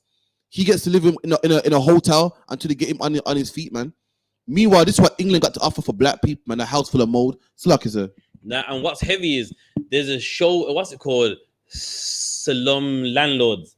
You know what I mean? And basically, for you to talk about a bad house, it's easy. So why isn't the work being done when all you have to do is complain about the house and they should be fixing it immediately, man? But what do you see? When it's a house and we live in that house, all of a sudden, no one knows what to do, man. We don't know if we gotta send a complaint over here. We gotta send the complaint over there. When it comes to us, it gets difficult, man. Meanwhile, for anyone else, if anything is wrong with their house, even if a door handle is wrong with their house, That's man, right. They fix it. You got a house with mold all throughout the house, and no one knows what to do, man. So, And also it shows, man, how black people live them living conditions. And what do black people do? Just get on with it. How long was they living like that for? Has it been forever, man. See, that looks like for years. So they've been living there for a while, and we just get on with it, man. We just get on with it. Meanwhile, you got a bitch somewhere in a castle crying about racism, man. She's in a castle, man. Give this black family the castle, and the queen can call them whatever she wants every day. They won't complain like Meghan did, man. Meghan Markle lives in a castle, man. In a castle with no mold, with food, without water leaking through the ceiling. And Meghan Markle's complaining, man. Meanwhile, this black sister and her kids is breathing in this mold, which is going to eventually kill them, man. Have to put on vapor rub. You only put vapor rub on when you got the flu. Nice, loose, yeah, you're breathing a fair much. It is not the flu. Black nose. For black nose. Yeah. Usually use vapor for a black nose, man. Or use, is it the albus oil? Albus oil. Get me? You got to put it in some hot water and put your head under a towel. And... That's the Vicks. Nah, that's the albus oil. Albus is drops in it. Yeah, but you put it in the air, you dropped in the water. You put it in the water. I put my clothes like open. Nah, man, you got to put it in the water, put your head under this and steam out your face. Yo. But this sister's living in these horrible conditions, and the man's right. Obviously, he said it's because he's black, man. Because they see black people as animals. Like it's like a pig complaining to you, saying, "I don't want to live in this wherever I'm living, this pigsty no more." They see black people as pigs, thinking, "Yo, you should be grateful you got a roof over your head." They see it as you poor, you got nothing else. Just take this and shut up. Like in slavery days, well, when we first came to England, black people was living in disgusting conditions, man. They was living in coal cellars. Some of them was living in little outside huts. Some of them was living in places where there's asbestos everywhere. Like nothing ain't changed from 1919 and 1950s and 40s. Nothing ain't changed, man. It's still the same horrible conditions, which lets you know our oppressor is the same devil now as he was back then, man. Right. Like this sister, I don't know what she's gonna do with that place. I think she needs to. She's got the right idea by going to the media so people can see. I guarantee you, as soon as everybody else in, the white man's decided to. I guarantee you, not everyone else is going to move her. Whereas, see, they always do that, man. Every time they try and sweep everything under the rug, and then when the rest of the world sees, then they act like they want to do something about it when really they're pissed, man. What they're going to do just to piss her off is offer her somewhere which is probably 2 hours away from where she needs to be, and say, well, she turned down the accommodation, and that's what they're going to do. They're going to say she turned down the accommodation 2 days. Yeah, that's what they're going to say. And then her excuse is going to be, my kids go to school here. I can't travel 2 hours, blah, blah, blah. And then they're going to, like with Esau, is very, he covers his own back in certain ways. So he'll give you a location 2 hours away knowing you can't get there. And then he'll say, well, that's the only thing he can offer you. Knowing that you can't get there. This man is very slick. But what she needs to do is keep taking pictures and stay on the council, man. And Leroy needs to keep phoning and giving the other name that he gave, man. Needs to keep giving. What's the other name? Mr. Patel. Keep saying Mr. Patali, man. What was he to? Was he a man or? No, 2 houses. Oh, it's 2 different houses. Damn. 2 different houses, and it's in it funny. Black people live in them. No one else but black people live in. The experts said that what is the worst. Experts said, mind you, not me, not someone who saw a bit of mold. Experts say it's the worst case of mold I've ever seen, man. Okay, you know that, and now you say that. There was another case that came up like that in Birmingham in Sparkbrook with a Rasta man. Did you see it? Please type it in. You might find it.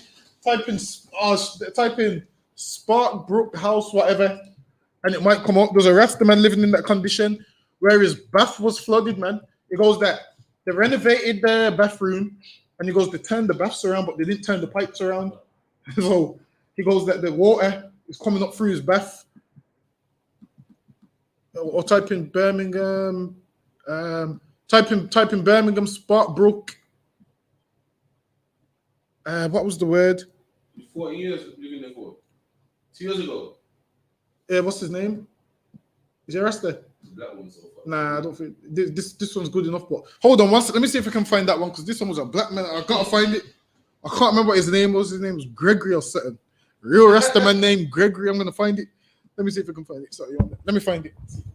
Yeah, so it's no coincidence that, you know what I mean, we live in these houses and they're always damp, mold, and all these things, and the council ain't doing nothing. And you want to know what hurts the most?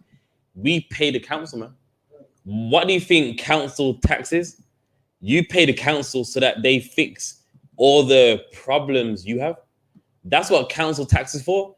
Council tax pays for the bin men, pays for any faults in your house, pays for, anything in your council to fix it. And imagine we contribute to council tax, and when it's your turn to receive, you don't get anything, man. You mean you're making council men rich, man? Some of these people that lead some of these councils, they get driven around in limousines. And now when it's your turn to receive something, You can't even get your damp sorted out in your house, man. And look at that, man. We saw black people suffering with mold in London. We go to Brum. It's the same thing, man. Same thing in Brum. Also, mold, damp, faults. Are these the worst council houses in Birmingham? And again, look, a sister here, man. Sarah Thompson, man. Come on, ain't this coincidental? Black people are in the worst conditions, no matter what city you're in. Come on, man. You got it done, about? I'm determined to find it.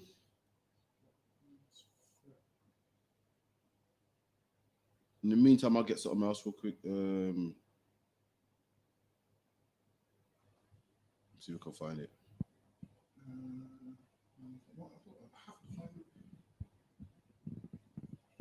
Yeah, so we'll get that in a moment. But as you see, man, them videos speak for itself. So don't make no one come to you and say, black people are just moaning. Listen, them videos ain't moaning, man. Them videos are a cry for help, man. And if I may, look at this, man. Well, everybody was crying over white people and Prince Harry and Prince Harry's hard done by and yeah. Let me tell you something, man. Don't cry for Prince Harry. Cry for yourself, man. Prince Harry just landed a £1 billion job, man. Prince Harry joins 1 billion Silicon Valley startup as senior executive. This is senior executive, man. While Tyler Perry is giving Prince Harry his money and letting him sleep in his house. Tyler Perry, you don't have 1 billion. You don't have 1 billion, but again, as black people, we're so loving, man. And we help everybody but hate our own people, man. Now, let's see if Prince Harry gives you some of this billion. I want to see this, man. I want to see that. I want to see if Prince Harry breaks you off some of this billion, man. I don't think he will. I don't think he will. Wait, so you got it? This is what I'm saying. Listen, man. Listen, the Bible says you search and you shall find, man. So lucky. His name is Malvin Antonio. Oh, shit, I thought it was Gregory. Yeah, his name is Malvin Antonio. The man said there's rats and everything in there, man. Malvin Antonio. You're going to see him, man. What, Birmingham, yeah? Sparkbrook? Yeah. Yeah. Sparkhill. Come on. Asbestos, Yeah. bathtubs, sewage rats. Nah, asbestos is dangerous. Apparently, an expert comment said that amount of asbestos isn't harmful. That's what they said to him. That's what they said to him. They said that little bit of asbestos ain't harmful. Well, I would like to see that man live there if it's not harmful. But it's not harmful. This is the article, man. There's rats and everything there.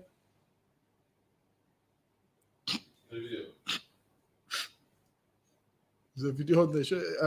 I ain't seen the video, listen to the picture. Yeah, play it. See that? If it loads.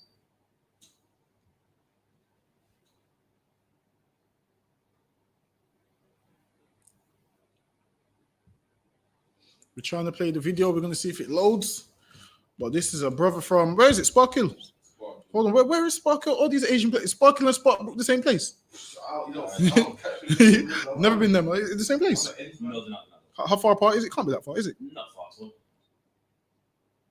Full of Asians in both, though, isn't it? Yeah. I can't imagine. Oh, it's not a video. Oh. Yeah, so this is a picture of the brother. He's got the red, gold, and green tracksuit on, man. And washed me out with a flood. And since then, all I've had from the landlord is nothing. They haven't helped me. They've just said that they're going to evict me if I don't pay the rent. I've got no toilet. The toilet is flooded. It won't work at all. The bath is bringing up sewer. The toilet is bringing up sewer. The rest of the stuff, such as the electrics, don't work. There's no heating.